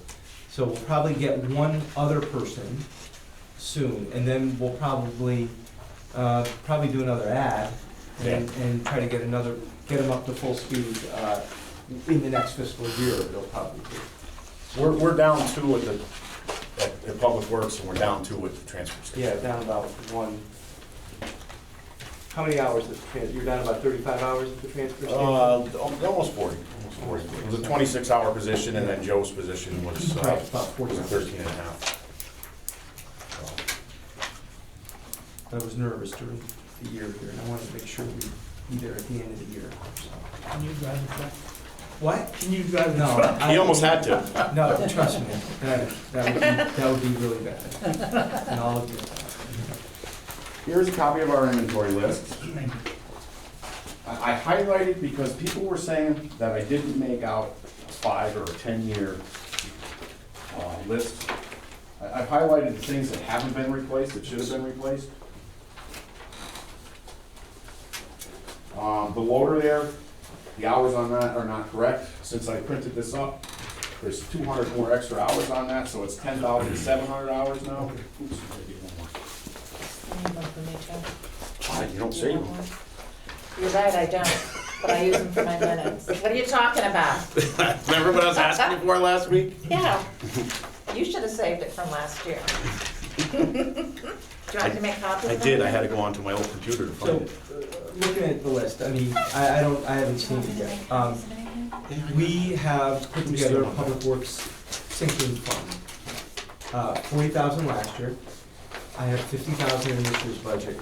So you can see how it adds up. And there's some big ticket items that Public Works needs. And I think over the next, I talked to Larry about this, over the next 2-3 years, hopefully we'll be able to address items as they come due. This is our capital budget for the last 10 years.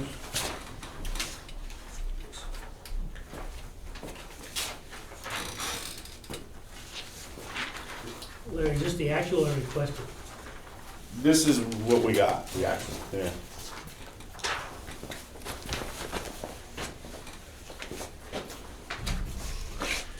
And I got one more thing.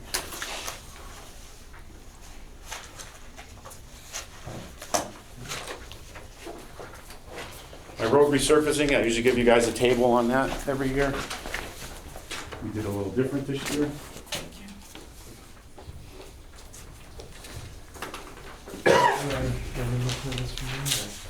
I didn't make one, do you want one for yourself too? Yeah. Okay, what about that? I have this. Okay, is there one for me? I'll make one. What else you got?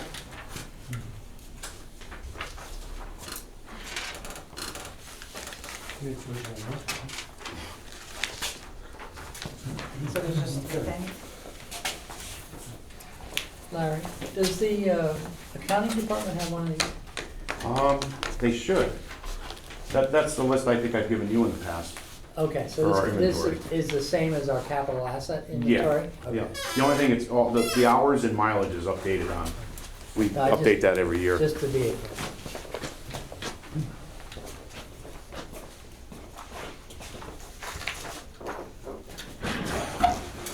I don't know where you want to start first. Talk about equipment or paving roads?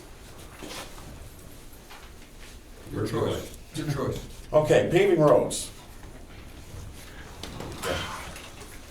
Out there. I kind of laid out on the top of it, the lifespan of a road. A lifespan goes between 10 to 20 years. The state does every 10 years. The town, I'm figuring every 15 years to replace a road. If I take a mill and fill on a 28-foot wide road, that's $220,000 to pave that road. $220,288. We have about 75 miles of road. So if you take 15 and divide it into 75, it's about 5 miles of road that should be done every year. That would be $1,101,000, almost $1.2 million to take care of the roads. If we were trying to keep it like we were staying up with them. Right now, if you guys noticed or whatever, this winter, we're far behind. I mean, we got water getting under roads everywhere, and we're potholes, and we're up and down, we're over, and I know we can't do it this year, but next year, people gotta remember, we gotta put more money in towards these roads. We're getting further and further behind. And chip seal is a good way for me to seal off a road so they won't suck up the water and heave and haul. I mean, Dick, your road stayed really nice this year, didn't it? So I asked Mrs. Caduti, she's not happy with it. So anyways, chip seal is part of a program we can use too to keep the roads in decent shape, but we really have to start looking into putting more money towards our road systems. At 75 miles, if we paved everything all at once, if you bonded it, it's gonna be $16.5 million to do that. How many miles did we do last year? Last year, we did more chip sealing than we did paving. We probably got, I don't know if it was even a half a mile of road paved or whatever, and then the rest was in chip sealing, which we're gonna finish up. Maynard Road was one of them, right? Maynard Road was the year before. So, last year's road was Elm Street, one of them was Elm Street, and then the others were, but that Elm Street money came from something that was left over from 2 years ago. So chip sealing is a conversation unto itself that we've gone back and forth on quite a bit. Well, Brad, you know,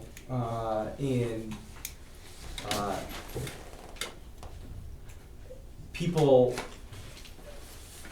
look, it has some usefulness, obviously, I believe that. But for the most part, at least in the first 6 months, people hate it. And they, guess who, I hear it. And Larry and I, the sister street of Sharon Lane is Blueberry. We had people coming at Larry and I with pitchforks.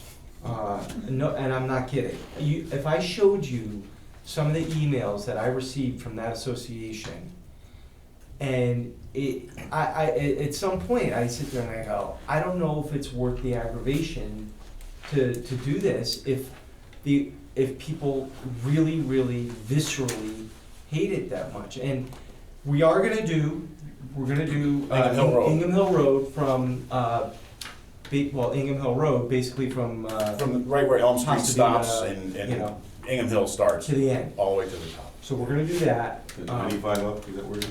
Well, it's up a little past. A little past that. Where Chucky Barnes' pit is there. Okay. So It's just, I had one woman tell me, "You've ruined my retirement." And I said, "Well, how?" She goes, "All I hear is the crunch, crunch, crunch of the people walking on the street, and that's all I hear all day, and I wanna move out of this neighborhood." And I'm like, and it actually, if you drive, go drive tomorrow on Blueberry Lane in Sharon, it's actually pretty nice. It actually came out pretty well, all things considered. And I won't say that anyway, enough about that, I'm just telling you. It's not easy to do. Blueberry, we did a 2-process system, both Blueberry and Gregory and Sharon, we went through first with a 3/8 stone, and then we went back and did it a month later with a 1/4 inch stone. And the 1/4 inch stone filled it in, so it wasn't as rough as, you know, like how Schoolhouse Road is and up in like your neighborhoods, Brad, where that's just a 3/8. And then once we went through and plowed that this year, the plow blades have cut that down. It's almost flat. If you look at it against a brand new asphalt driveway to the chip seal, it almost looks the same. So we're gonna pick and choose a little bit. So you're gonna chip seal Ingham Hill. How many miles is that, and what's that gonna cost us in the budget? Well, it's already in the budget. It's in this year's, it's actually coming out of this year's budget, for Ingham Hill Road. Oh, that's the 14-15 budget. Yeah. The, that portion of Ingham Hill Road is about 4,800 feet, or whatever. It's just under a mile. It's gonna be about $22,000 to chip seal that. And we've already shimmed the road, which was another probably 8 to 10,000, not knowing. I'd have to go back to look because it was done in the fall. So what's the difference between if you chip seal it versus you paved it? Expense. Well, a chip seal is you get about an 8-year lifespan out of it. You want to do that over an asphalt road that's still in pretty decent shape to protect it and keep the base still in good shape or whatever. Yeah, but what does that cost? Like if Ingham Hill Road, you're gonna do what you said, 22,000.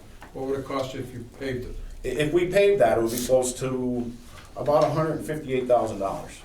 That's without milling it. So it's about 1/8 the cost. Yeah. Larry, the chip seal is better than just the oil and sand? They don't do oil and sand anymore. It ended up, it was getting too slippery, and what would happen on the real hot days, the oil would actually come right through the sand or whatever, through the stone or whatever. It's packed in there better. Because I asked, I was like, does anybody do sand and seal like they used to, you know, back when I was a kid or whatever? It seemed like every other year they were oiling Schoolhouse Road, you know. But it's the same oil though, right? Different oil. Different oil. Different oil, yeah. Is there such a thing as they put down too many stones? Because like on my street, it seems like there's a lot of stones that are just loose. Yeah, there is an excess. On your street, it should have been gone by now. Not sure how many times the sweeper's gone through your street since then. The good thing about your neighborhood, everybody loves it. It's got a lot of advantages, but there are some disadvantages. There's not a lot of traffic on that area either. The biggest problem is the plow brings it down the street. Yeah. Like I said, once that's been swept up, 2 years later, it's you don't have that. Yeah. You know. So we're looking at some, I've learned more about this, and we're looking at options. Obviously, you have $9.46 a square yard for paving without milling, you have chip seal at 2, and then you have this Cape Seal, $6.69 a square yard. So there are other options that we're looking at, and I don't know if the Cape Seal is the same as, there's slurry seal, there's just other options without going full on paving that Larry and I are looking at to stretch the Do we budget. have all the roads classified as which ones would be chip sealed and which ones you go to the next level and which ones have to be done and when they have to be done? Like a schedule, because I mean, we've gotta take care of it, but if we just throw money out and then we're just kinda hit and miss, we're kind of, It's not a hit or miss. well, no, you're hitting the ones that people are complaining about or. Well, no, not really. We're not. It's you can see when a road's ready, and what's happening. I mean, I'm going on 16 years of being here. Roads that I paved 10 years ago, I'm repaving already. Elm Street was done probably 2001, 2002 or whatever, and we just repaved it. That's a heavy traveled road. So that's what's kind of scaring me is that we're getting behind the 8 ball. I mean, I thought Elm Street was gonna be done and I could keep moving on and get 15 to 20 years out of it. It didn't. I got 10 years out of it. You know, it's a heavily traveled road. But what's your assessment, to the point, what's your assessment on how many miles of road need to be? I say done for 5 the miles year? of road need to be done a year. Okay, but are we behind? Do we really need to get 10 miles? If you 15 look miles? on the second page I gave you, this one here, I went back 10 years. We spent $1.2 million in the past 10 years on paving, chip sealing. So in 10 years you did a mile. Yeah. We did 5 miles. And like I said, it's coming around to where roads that I've already paved are coming back around again. So all over the state, I mean, this definitely gets pushed aside a little bit. Clinton just put up a bond, I don't know, I can't remember whether some of their bond got rejected, but they were looking to put 5 million The out. roads failed the first time. The roads failed, yeah.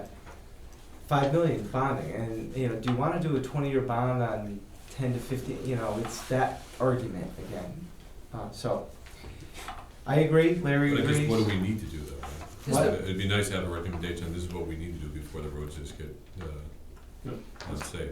And some roads don't get used a lot, so they're not gonna, they could be falling further out, where other roads are gonna be quicker to do, right? I mean, Yeah, well, you So gotta, I'd like to see that whole category, that whole thing looked at, because we're just throwing money out there, and I don't know if we're doing the right thing.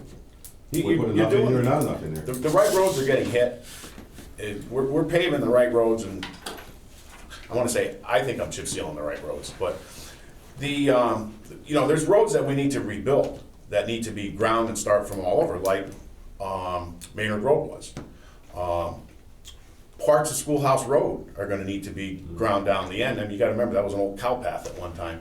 And, you could see the rocks coming through when it froze this year at the back end, down at the end where I live and stuff, is, you know, it needs to be ground down, start all over, new base put in, things like that. And we have certain roads in town that are like that, and then we have certain roads that can get away with just a chip seal, and then we have certain roads that get away with a mill and fill.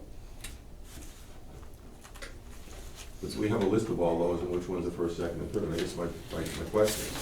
Yeah. So, We have a list, I can give you a list. so what are you gonna do this year? I guess, what are you gonna do this year, and what is it gonna cost? This is the question. Is that the 100,000 road maintenance line item in the budget? No, it's in the capital budget, we have 260. We have about a $250,000. Yeah. So that's what that 265 is for road. Yes. Roads and sidewalks, we combined it. It was 150 when we took off, you know, 4 budgets ago, it was 150, it's 250 now for roads. I wanted to commit to putting 50 a year into that. But you come up against other pressures, and we did stop. You know, if I'm putting together the budget next year, I'm probably gonna put another 50 in. Try to build that, because there's 2 budgets there's a couple budgets that probably I could put a lot more money in. We should probably have at least 500 to 700,000 a year in paving, in roads. And could probably have $50,000 a year in trees. No, I have photographs for you. no kidding. And, you know, but, you know, just not, so. Larry, how much of this can you contract out, and being shorthanded with The paving, 4 people? we pretty much have to contract the whole thing out. So whether you're shorthanded or not, you can just. Yeah, we don't have the capabilities of paving a road. But chip and seal, you do any of that? Chip seal, that's all subbed out too. So we don't really, other than maybe fixing some drainage or cutting away some of the curbing or things like that, or going back and maybe putting some pieces of curbing and stuff like that, we'll take care of what, we can't do any of that. It's just not cost effective. Who owns the curbing on Main Street for the center islands? The town owns the granite curbing there. That was back up from Light Up Old Saybrook. There's a few places where it's been whacked a couple times over Yeah. the years. That on the project to-do list sometime? Unfortunately, those curbs are 18 inches thick. We would have to rip the road up and replace them. If it kind of had been, we'd worked together with the state last year, it might have been a good time to do it. But Like they did the curbings by the hardware store, so, and they put the flags on this year, so those curbs didn't get hit on the parking side. not all of them did. But out in the middle of the median, could they be repaired with concrete to make it look like that? I was thinking about something like that. I could go in there with some kind of I'm not sure if epoxy that's an option, you know. and fix those, yeah.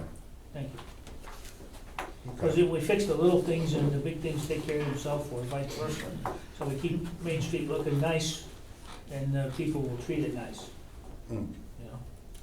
Like we have the waste picked up every day or every other day on Main Street in the buckets and stuff. And we sweep Main Street and stuff, and, thank you. Okay. The next is my equipment. like I said, we have a loader there that's got 200 more hours on it than it did back in January when I updated the list. It's got 10,700 hours. We put money in 40 last year and we're doing 50 this year. I need to lease a loader. I can lease a loader for $28,000 a year, municipal lease, 5 years. We own the thing for $1 when it's all said and done. And I think we have to look at buying more equipment like that. Because each piece that's on that list, whether it's a truck, a loader, backhoe, or roll-off truck, seems to be $160,000 to $170,000 to purchase it. So like the PD had done, we should do the same thing. We should look into leasing some of this equipment. So that loader that's 28,000 at least, what would it cost to buy it? It's about 150,000 basically to. So it's the same price? Yeah. So you have a couple options. I would say you could do this. You could lease it, and we could show you the schedule. Interest rates are back down, 10 years back down to 1.95. So you could probably get, from First Niagara, we could probably get, practically 2% money I would guess, if you were so inclined to consider that. Another option would be, once we get through this budget, if there's 90,000 in the sinking fund, take 60 from capital non-recurring and just buy the thing. That's your other option. But then you gotta wait another year for that, the sinking fund to reload again, because you're using this year and next year. So that's an option too. So your first priority is bucket loader. What's your second priority? Backhoe's gotta be in there. Okay, that's gonna be number 2. Then your dump truck, the transfer station truck, which one's the next? That's the roll-off truck. Is that number 3? Is that the number 3 part requirement? Pretty much, yeah. If you look on that list, I highlighted and you'll see the years they should have been replaced, and they should be replaced. Your dump truck will be number 4. And the Bobcats. So how many hours are these vehicles good for? I mean, is it good for years or hours? It's hours, right? It's mainly hours. At 7,000 hours on a piece of equipment, on a loader or on a backhoe, we should be trading it in, but we can still get good money for it. You'll get $50,000, $60,000 for them. At 10,700 hours, we're gonna get $1,500 or $15,000 for the machine. That's what the offer John Deere has made to us for it. So shouldn't we just keep it? No, because 2 computers have already gone, and there's 2 more that can go. The machine's gotta go. I don't wanna put any more money into this thing. How much have you put into it already? What's that? How much money have you put In into it? the last, how long ago was Irene? 3 years ago? Yeah. We did 5,000 for a motor back then, and then I've done 2 computers. I've probably put $8,000 to $9,000 in it in the last 3 years. Well, it's cheaper than $26,000 a year to lease it. Yeah, but then look at all the hair I've lost because it's not up and running when we need it. I used to be a good-looking young guy when I took this job. But to Carl's point, maybe it's worth keeping the second one around just to. Well, I'll talk to Larry about that. I don't know. You're not using it a lot of times. Larry, the 2 Kubotas, are those the ones that are around the town hall in the parking lot? Down at the bottom of the list, the 79 and 88 Kubotas. Yeah. And then there's John Deere there too. Is there a small tractor around here that's a John Deere? Yeah. I see you don't have anything for the mileage or hours for the plow tractor on the 88 plow tractor and the 79 tractor. They're so old, they didn't put hour meters on them back then. Okay, I see one, the bottom one, is the 88's got 3,000 hours on it. Yeah. Okay. Those don't have a replacement date either. Are they still functional for you? They're still functional, yeah. Which is kind of another thing Carl and I talked about, maybe trying to get a snowblower for one of them. For sidewalks, if we have another crazy That winter. would be something I would do in conjunction with the schools, because we got a lot of complaints from parents saying, why aren't the sidewalks cleared, and, that's a different issue for a different day. Right. Schools have some good snow blowers. I'm sorry? Schools have some good snow blowers. If you start clearing sidewalks, do you clear all the town sidewalks, or you just clear the ones in, I mean, that, I don't know how you choose which sidewalks you're gonna clear. That's the property owner's It is, responsibility. and they don't do it, so should we fine property owners, and, yeah. But that's other towns we're going around, people just want to find it. It's hard to shovel your That's- sidewalks in front of your house. Right, different, I don't wanna get off topic on it, so.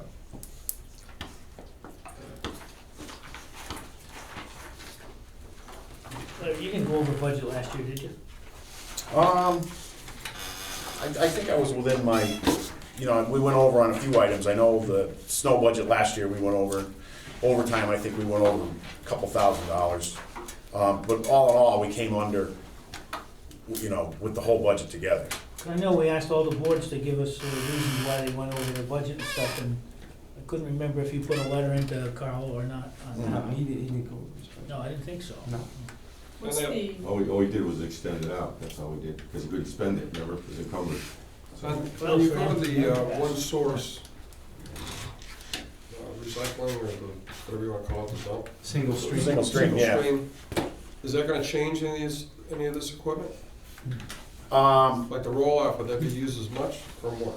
It'd be used the same, pretty much is what it is. Instead of dumping into one hopper, we'd be dumping into another hopper. All right, so is there anything else here that would change because of the way we're gonna do business? Yeah, the transfer station would change a little bit. I don't know if you've talked about that at all with them. A little bit, the layout, but do you mean money-wise, or do you mean layout? Just equipment. Yeah, equipment, he's talking. Yeah, equipment-wise, no. I mean, when we go to do the change, yeah, we'll need equipment. Right now, we don't. We have everything there we need. We have our own vac truck now, right? Yes, we do. It does catch basins and sweeps the So you have a separate line item for the catch basin cleaning, is that different than? That's when we have to bring the guys in with the rotor rooters to dig through the roots, and a lot of them, some of them, we need cameras to figure out where they're going. We don't use the Weathersfield company anymore. No, Okay. no, it's, Because we have our own vac truck now. yeah, but it's still, we're using a company like Weathersfield, but they're really not in business anymore. It's more, So if you get a catch basin where the line's going under the road and it's been crushed or it's full of sand, that's when you have those other people. yeah. So you'll see in this budget, you saw it in the police budget also, a reduction in gas and diesel, because we too were able to lock in at a lower price. So we tried to realize those savings in the budget. why is, looks like the last couple of years your telephone has gone over, In the public works, or? public works. Yeah, we just didn't have the right amount of money budgeted for it. Each one of the guys has a cell phone for us to be able to get a hold of them. So do we still have enough money in there? Yeah, it's, everything's good right now, the amount we have.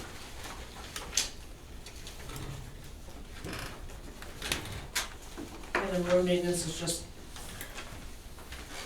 Pothole potholes? filling, Okay. fixing curbs, all things that deal with the roads. What's the road ending project? Road endings are like what's up in Cornfield Point, where the town owns up to a waterway or a view somewhere. and You're it's- not done with those yet, or? There's still more, there's, planning commission's trying to do one right now up on Clinton Avenue and Soundview Avenue, but Sue Bailey's kind of holding that one up. The ones in Cornfield Point we're done with. Yeah. I mean, it's a question of maintenance.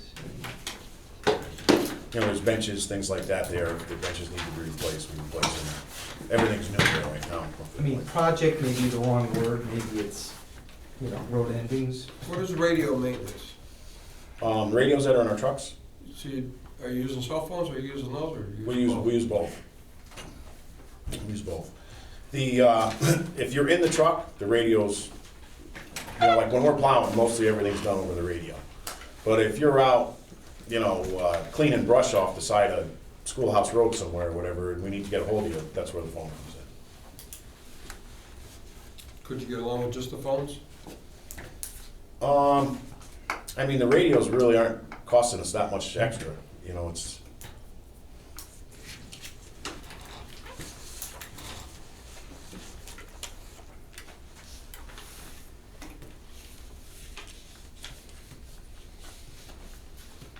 So Larry, you're recommending 5 vehicles that you're showing that they're time to be replaced. What are you actually recommending?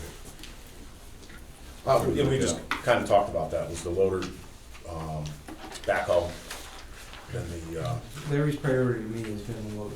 yeah. What's in the budget right now? Is it just those 2 or what are you proposing? Well- You know, buy one, right? Just Well- the lease of those 2, that's it? No. What we could do is, I could come back to you and I could run some numbers. I could get you, if you were inclined to consider a lease, I could put those numbers in front of you in 2 weeks or whatever.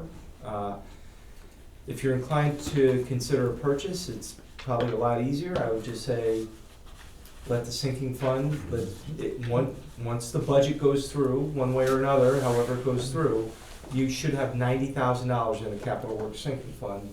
We could add 60 from capital non-recurring if we wanted to, and buy a loader. If you wanted to lease it, I could put a proposal in front of you and show you what the numbers are gonna be over 5 years, or 3 years.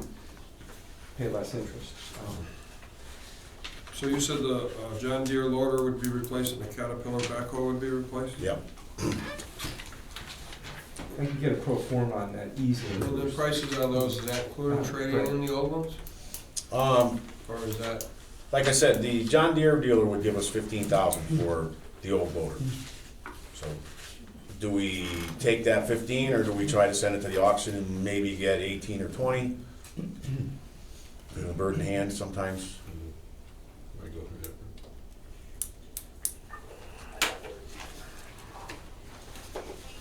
So why don't you find out, Carl, what it would be to either buy them outright or release them? Yeah, I mean, that's, buy it outright is easy. Tomorrow I could probably get the contact over at First Niagara. I had the guy from Simsbury Savings Bank contact me recently and say, hey, do you need anything? You know, I mean, they're dying to loan. Yeah, Lisa has all the figures. Yeah, I mean, we have a pro forma already. I don't know what the interest rate is. I don't. So, I mean, it wouldn't hurt to refresh it, and they could do that like that, no problem.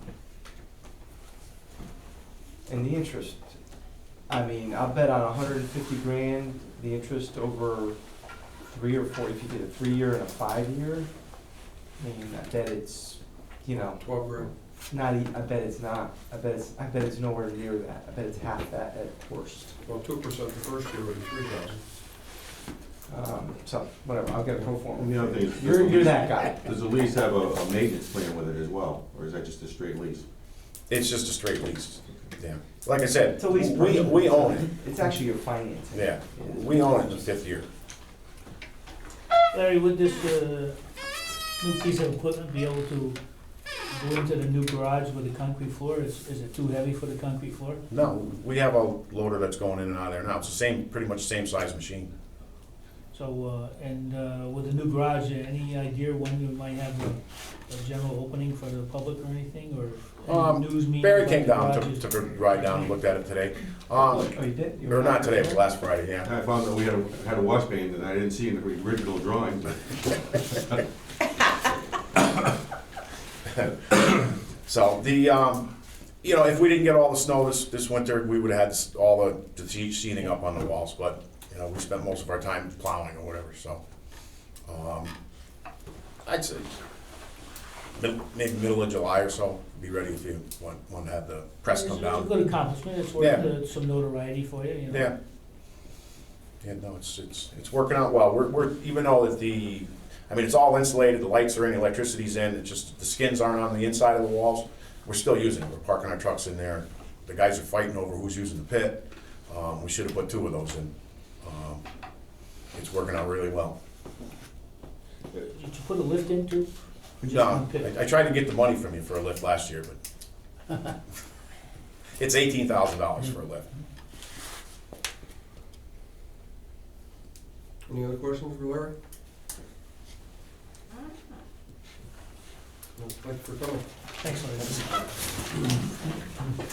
Beautiful family.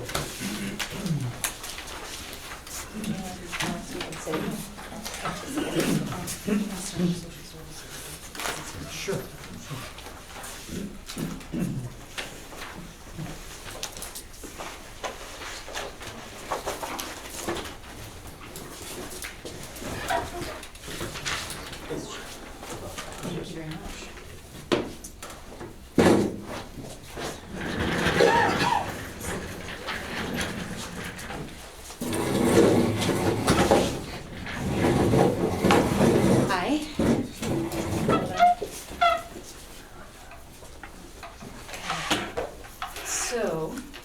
start with social services, because that's a little bit easier to get Page through. 43.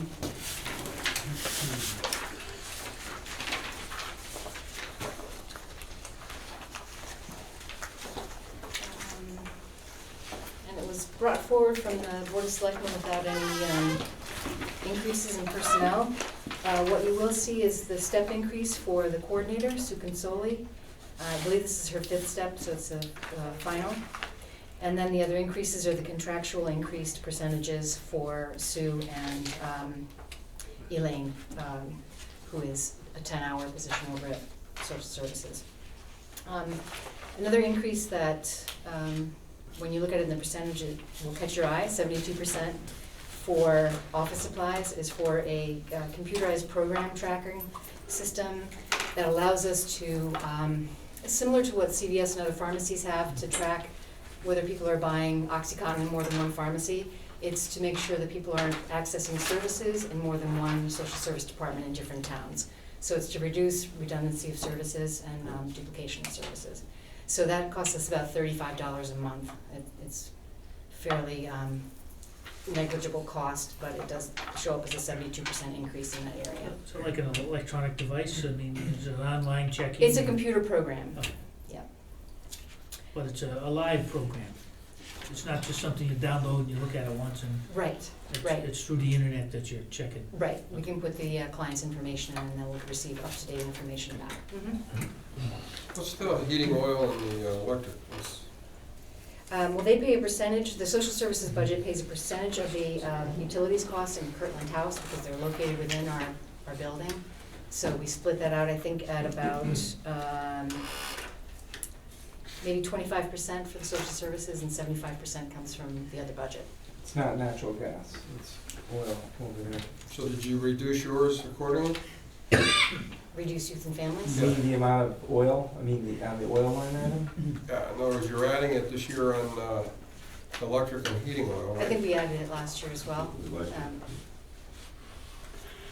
So it's a formula, you know, so the 100%, 75 is on our budget, and then 25% is on the social service budget. So I should have asked that question last year. Too late. It's never too late. You did reduce it last year. Yes. So any questions on social services? Yeah, I have a question. The last numbers I recall for the soup kitchen was in the year 2013. They had 951 people using the facility, which approximately is 9% of the population of this town. I'm looking at your general assistance, and it's been consistent at 16,000 for the last 3 or 4 years. Right. Are you turning people away? No, we're not turning people away. Sue is actually very adept at accessing other resources and often matching what the town has given to that line item accordingly, either through Lions Club, private donations, through the fellowship communities.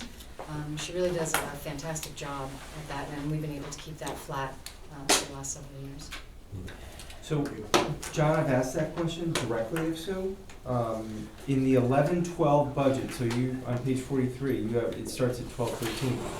The 11-12 budget was 11,000. The first year we were here, we increased it to 16, and I asked her that same exact question in 13-14, and she said, nope, I think we're pretty good. Thank you.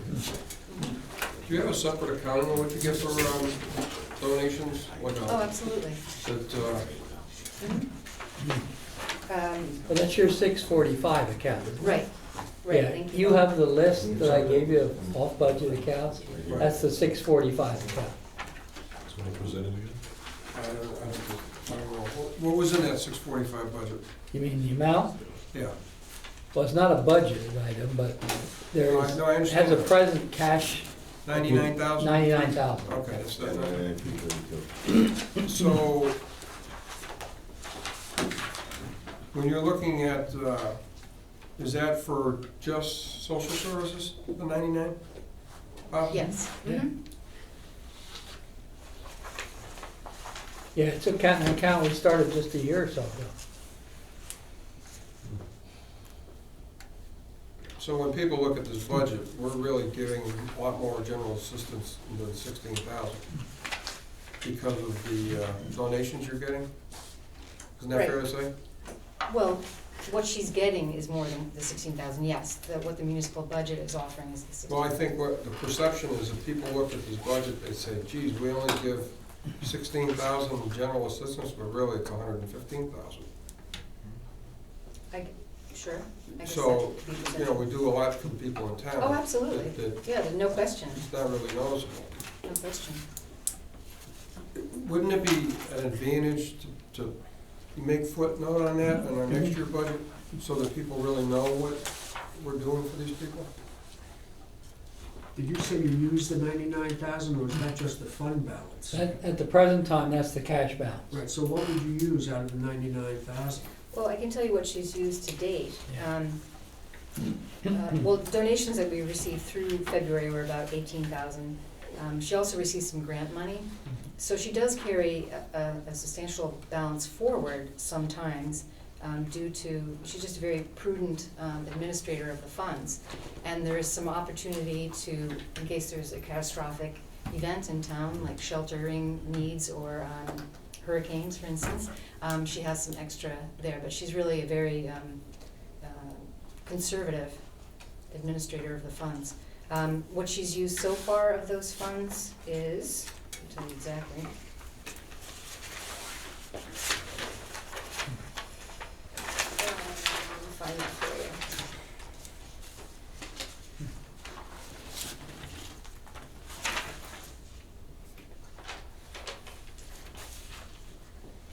Total expenditures to date from that amount, I believe, is about 58,000.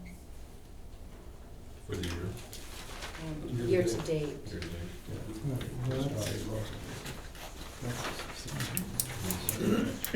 That's for families that need stuff or furniture or whatever they can't get donated. Right, right.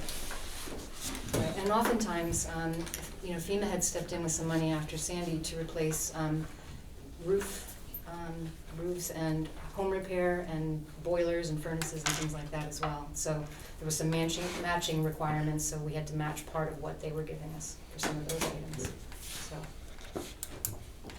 people who get the assistance as well, I mean, they have to meet a criteria, an eligibility criteria, so. Any other questions? Which one are we still on now? Social services. Social services. Let's move on. Page 51 Sorry, Gary, that's okay. Carl, do you want this one passed on to them first? We talked about this one. Sure. Okay. Sorry, excuse me, would you mind? I'll take one, I brought one to you. Thank you. So, who's gonna pass it down? We're passing it down this way. Actually, I have this. Oh. And then this. So, the second sheet that you're getting shows an increase in the personnel line item. So it's a replacement page? It will be a proposed replacement page, yes. On the 15-16 budget on personnel, and it goes up 5,000. So, I'll tell you a little bit about that. So, we had a full-time person leave, right? We had a full-time person leave. Correct. And that position has been filled. The person that left, well, okay, Chelsea Graham went from 30 hours to 37 and a half hours. Is that right? Yes. All right.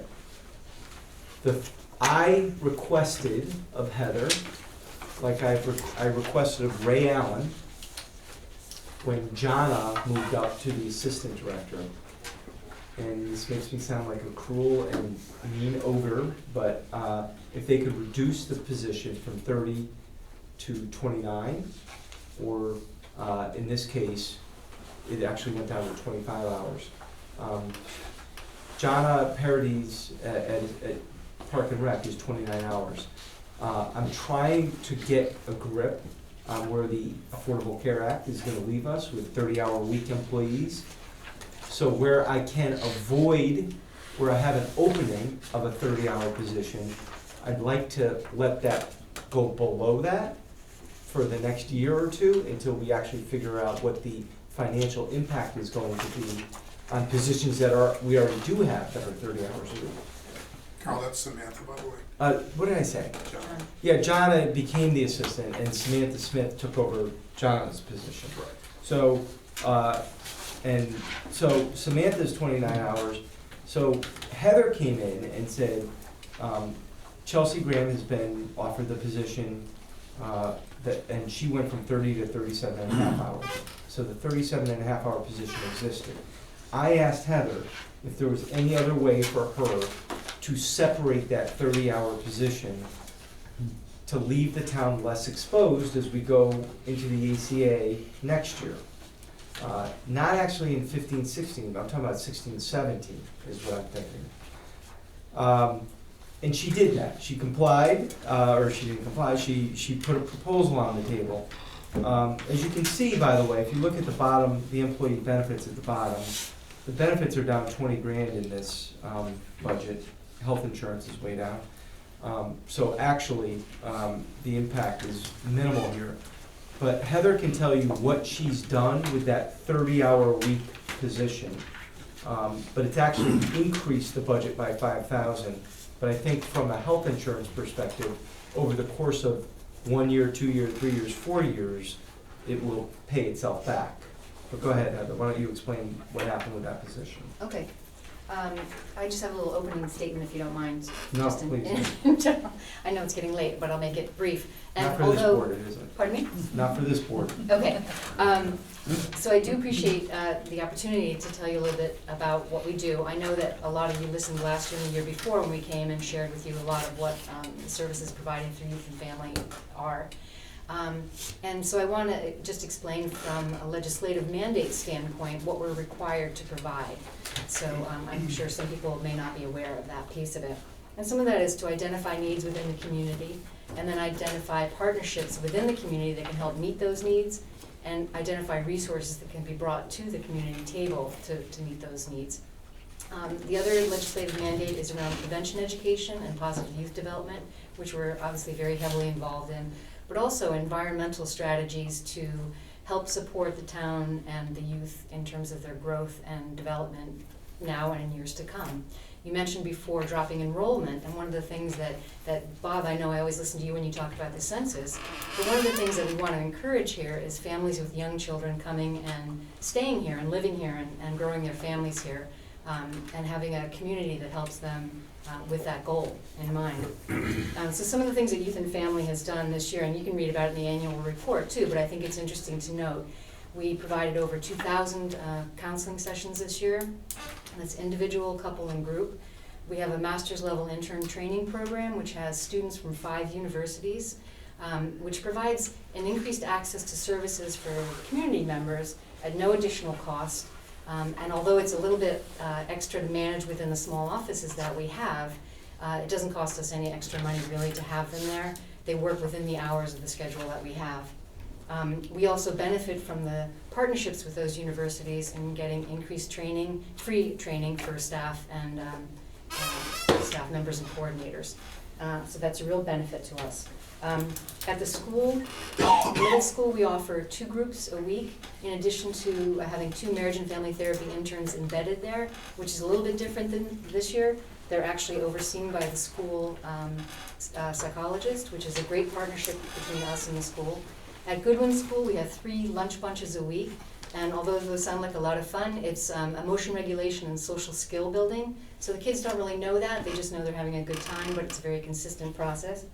At the high school, we have a drop-in center twice a week. We have a licensed clinical social worker there, as well as 2 MFT interns, and she sees an average of 7 to 9 students per day that she's there. That's unduplicated, so that's 14 to 16 high school students that might otherwise not access services that day, or might overload the guidance department with frequent visits to that office. So in a lot of ways, we fill a niche that really cannot be filled by private practitioners, or they may choose not to for a variety of reasons.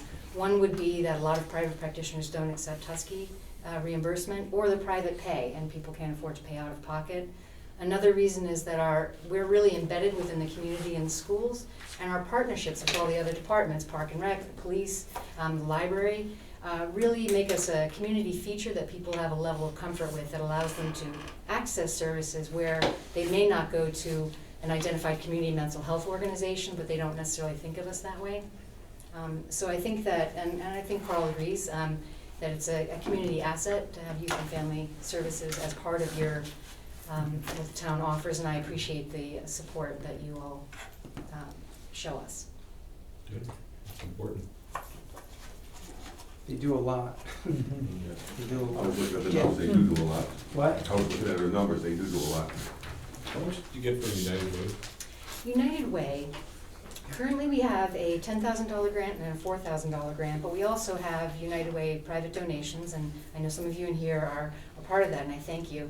And so the additional donations from United Way partners in the community is about $8,500. So through our grants, about 14, and through private donation, about 8. We talked about this last year. I Yes. think you need to push more on that. You're absolutely right, and that's on my list of priorities. Because UTC, Definitely. Pfizer, all the insurance companies, Mhm. it's a big push. And Yeah. for years, we just picked Middlesex, United Mhm. Way. And then you're buried on the list. Yeah. So you made the effort to actually get a United Way account, right? But there's no acknowledgement, there's no active participation. Mhm. With the base of corporate folks you have in this town, Mhm. you could almost pay for your budget. Okay. But, and so when I look at other United Ways, they're Mhm. very active in terms of pushing their message. Mhm. So it's, you need to push that. Okay, I'll definitely, It's free money. you're absolutely right. So, Mhm. You don't have to donate anyway. I give, right, and I give it to you. Yes, you do. Right, but it's buried, but you're not easy to find. Okay. So, it took me 8 years to find you. Well, thank you for looking so hard, I appreciate that. I have to say it was by accident, right, but it was, but it's good, right, so you need to push Absolutely. it, so. Okay. Because we always gave to Middlesex. Yeah, that's what I always did, Middlesex, closest to Saybrook, Mhm. right? When you have on here, financial, for instance, financial manager, 57% is paid by the town on the salary, and then on page, there's no number. It's under the employees. Orange County. Yeah, I don't think she has a book on it. She's just, Orange County. Where's the orange county? I have an orange. Are you in the salaries, Brian? yeah. Well, actually, I'm on the wrong one. I'm on, go back down under counselor, 57% of the town, I was in the wrong section. Youth and family, 37.5 hours. 50% of the salary is paid by the town. 19 hours of that, yes, is paid by the town. The town supports 64% of our personnel budget overall, and 19 hours of that, and 15 hours of the 25.5-hour position. So, is that just the salary itself, or does that include all the benefits and everything? FICA, social security, whatever? Well, from our client fees, we support almost 60% of the taxes and pension match. So it must be 40-something% that the town supports. So when the town is paying 43% of the council and 57, it doesn't matter. They're also matching the rest of it, or? Let me find that, Brad.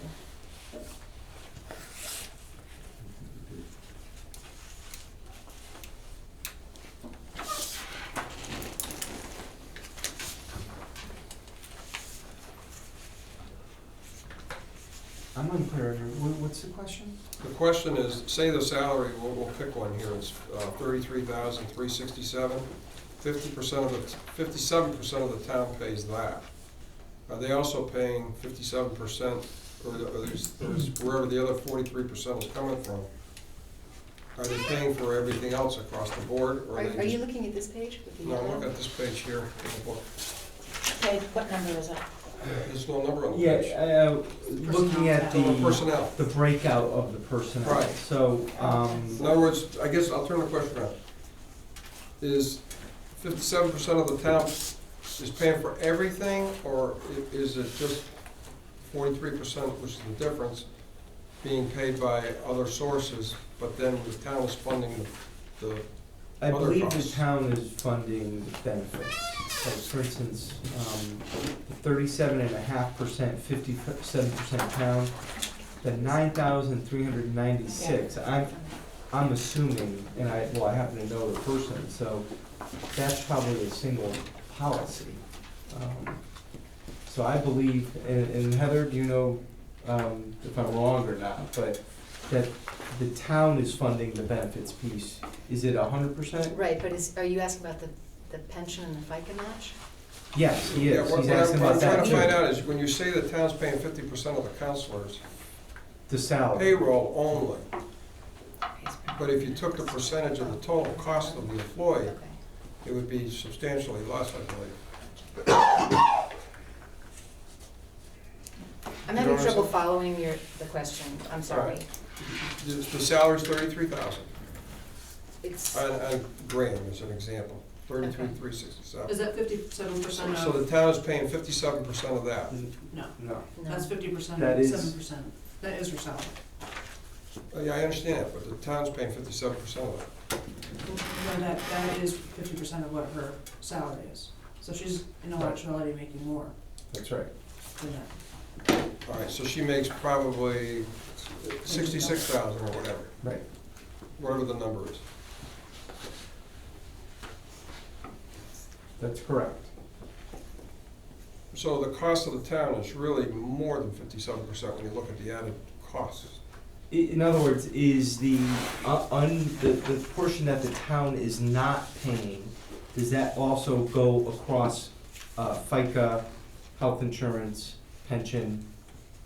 Does the town pay 57% of those items also, or do you know, if you know?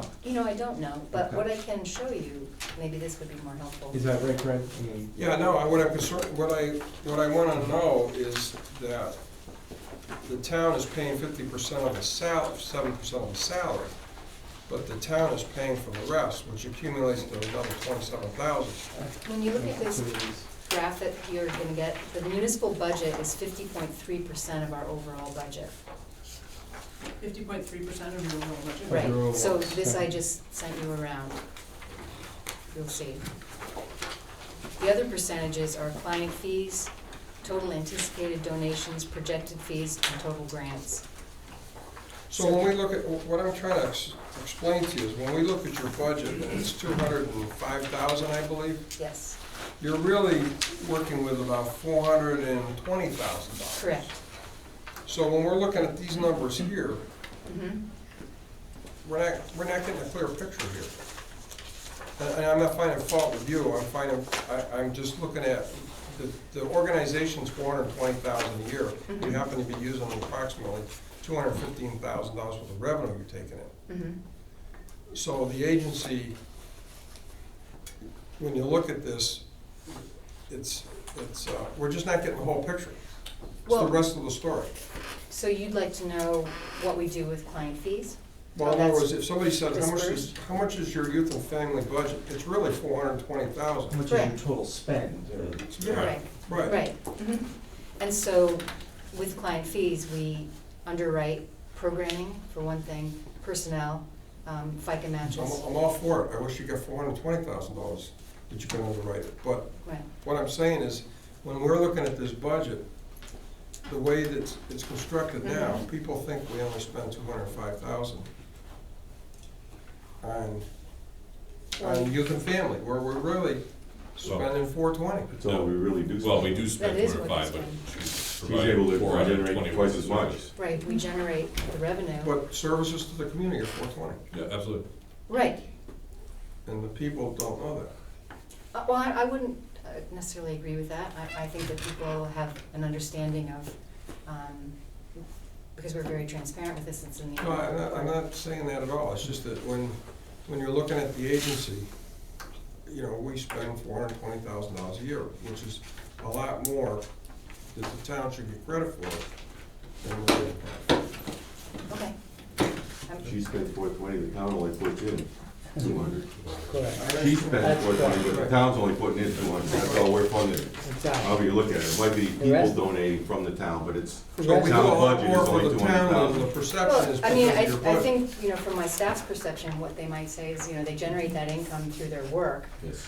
and they donate, you know, not donate, but they generate that income in order to underwrite all the other work that we do, the positive We're lucky you're doing development. that. Brad, this is the same with all the departments. Self-funded items, whether it be contributions or anything else, are in the off-budget accounts. But you still don't get a, I I mean, understand she's everything you're got, saying, but she's you're got not getting a the, clear picture. the accounts 600 through 680 that you have the information for. Right. It are all the places where the rest of the money goes. Well, maybe what you're saying is, you know, next year see if it's a substantial part, Unspecified funds. put it There in. should be a line item, in the so that, services. because people look at the budget, you guys only spend, like, I looked at Clinton's budget, and it was higher than ours, but then again, I don't know if they've got another couple $100,000 coming in from wherever. Sure, youth and family? Yeah. I'm sure they do. And I just think that, you know, we have a lot more to be proud of that we're. Absolutely. Yeah. Everybody works very The hard. general fund budget is simply that, but part of the total budget that gets funded by taxes. That's the differentiation. Right, but yet if you look at our budget book, that's what we're giving from the town side, but overall, you know, you don't know. Well, the rest of the information is available.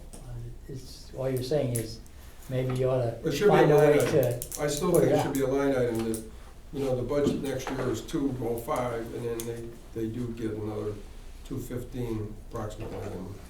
Well, and that's a variable, you know, Yeah. it's subject to clients, you know, whether or not we have clients, how much effort we put Well, you have into clients you it. can pay. Right, right. Well, the There's a downfall though substantial is that loss. when you look at this budget and you get 57% town, 43% town, and you got all these percentages, Mhm. God forbid if you don't get that money, we're still gonna pay so-and-so 66,000 and so-and-so 55,000. Mm. So we're counting on those donations. Sure. So if you had a year where you didn't get those donations, or they went in half or something, Sure. your budget would be in trouble. Right. Well, I mean, certainly one of the things that we're always doing is researching other grants and revenue streams. Yeah. We're continually doing that. I mean, it would certainly be easier for us if we backed off on the clinical practice, but that's definitely, it's the engine that drives most of what we do. And it's, you know, it's complicated. But one of the areas that we will pull back a little bit, because we have such great community partnerships with other providers, is we refer out for areas of specialty. We tend to be generalists, even though we all have a clinical specialty. But because we have so many other responsibilities in the community, we don't tend to take in as many clients as we could. So you said about, I think you said 2,000, 2,050 sessions, individual, couple, and family. 2,050 patients a year roughly?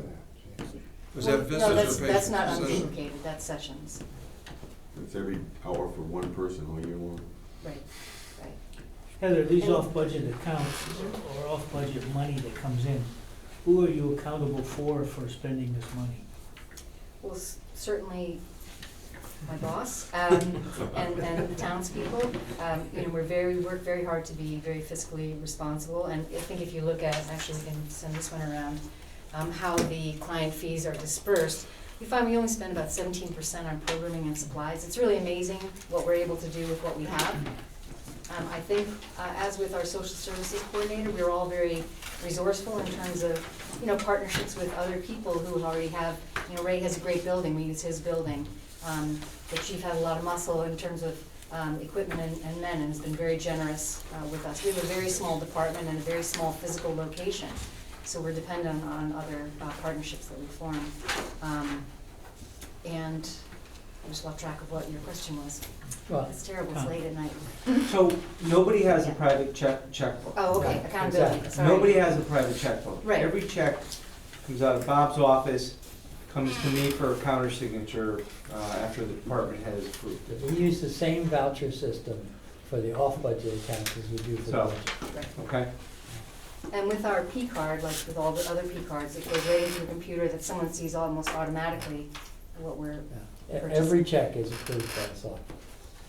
But, and Brad's trying to get at transparency and being able to put these two things together so that he can put an asterisk on it and says, and it's funded additionally with this amount of money. I think that's what he's trying to say. Yeah. Well, I mean, if you look at, I hate to use names, but you have a counselor here, Quite open. you think she's making 33,000, she's really making 65,000. Right, on that page, we separated it out so that you could see what part of her salary was funded through the municipal budget. So when you look at the total salaries for the year of your department, it's a lot higher than 193, it's probably 250-ish or whatever. It's higher than what, well, the salaries are what they are, but the taxes pay for 205,000 next year is gonna be town taxes, but you're right. Well, yeah. And if we didn't generate that income, the municipal part would be certainly that much greater, and we would be able to provide so much fewer services. No, I understand all that. It's just that when you look at the accounting part of this, it's your salaries are probably 250, and, I just think that everything should balance here. That's all. And I'm not picking on your department. No, that's fine. Across the board, it Yeah. should be that way. They're a little unique that way. Yeah. Yeah. What is, why, or maybe it's a Bob question, why Youth and Family and DAAG, DCYS, what does all those initials stand for? The DAG? Yes, and the DAAG? DCYS. He's asking what is DAG and what does DCYS stand for? Department of Children and Youth Services, and DAG is, Drug assistance. drug assistance, thank you. Yeah. The drug assistance It's grant. just a different grant program. So those are grants that come in? Yes. And those are year after year, or you have to apply for them every year? Some of them we do apply for every year, and this year we're anticipating some shortfalls, potential shortfalls based on the governor's budget and the State Department of Education. Our United Way funding had remained flat for several years. We have a very good relationship with Middlesex United Way, and we work very hard to maintain it at the level that it's currently at. So with Greg's suggestion, could you maybe partnership like with Fontaine Brothers, or Fountain, what's the name of it, Fortune Plastics? Oh. Big businesses in town? I could certainly spend some time developing those relationships. In the last couple of years, what I have done is gone to civic organizations. The Rotary's been very generous with us, Lions Club, Exchange Club. I mean, I go to more dinners at Luigi's than I shake a stick at, but it's good for me. But, so we are building those partnerships, and so many of them were really encouraged to hear about all the work that we do because they weren't really aware of it, so it's been a great opportunity. But definitely some of the larger businesses in town, I Big feel. Y is very, Sure, sure. Just know in our town publications, right, the magazine, we should give her a space that says, by the way, we have a United Way account, here's the account number, if you happen to give through work, Sure. please consider this as a donation source. Okay. Good idea. Right, and just give people, give visibility to the number. Sure, And I think you'll get a lot more. okay. I'm on it. I can, well, the next quarterly magazine is about to come out. So if you want to get that in, for instance, the Harbor News sooner. the best time to do it would be just before a drive, which is usually October, I believe.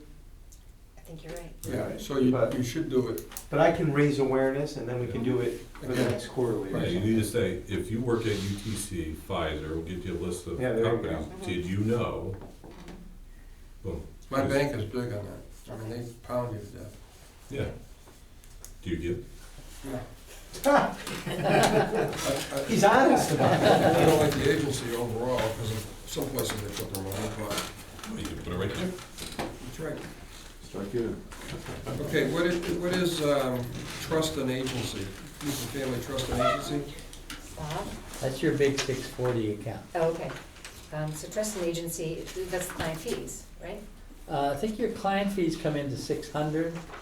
640 is your exchange account, let me put it that way. It's your big account where money goes in and into and out of, but for a lot of different purposes. Right, from private donations, right? And program fees. Yeah.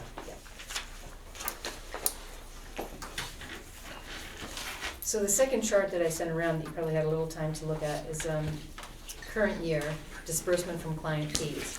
You can see that, as I said, we spent 17.33% on expense and supplies, 59.9% on personnel, employer taxes, pension match, and 22.76% on contractual dispersed. So it actually allows us to cover a lot more ground than we would with a smaller budget. As you'll notice on the budget page, there were some increases that might have drawn your attention. Well, heating oil and water and electricity, I think everyone's experienced a jump in those. The interior maintenance we went down on because we've repainted and kind of improved the overall aesthetic appearance inside.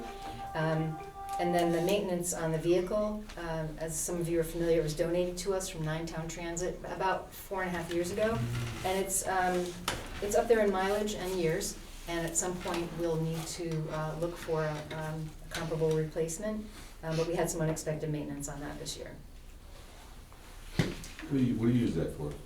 We use it to transport students to programs.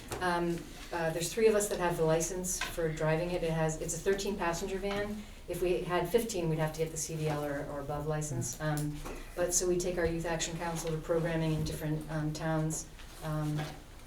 We don't transport them to home. We don't have the license to do that, but just from the school to the event and back.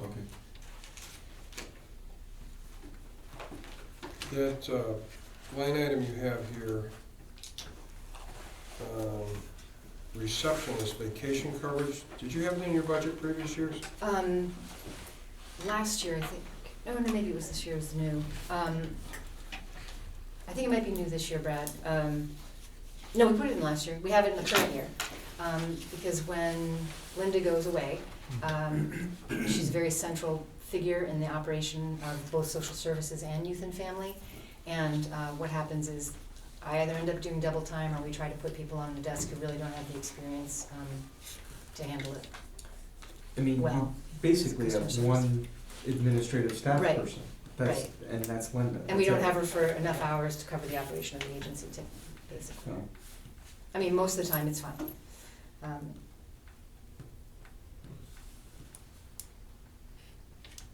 Any other questions? Okay, thank you for your time. Thanks, Heather. Thank you. Just make a note of that, with that extra sheet there. Bob, why don't you, you're not on the agenda, but why don't you do your monthly? Oh, okay. Brad, are you okay with that?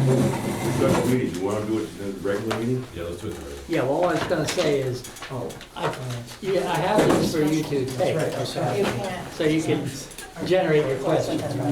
It was weak notice, thank you. So this is gonna, Like you way after school. this is gonna increase the budget about $5,500 by adding this page?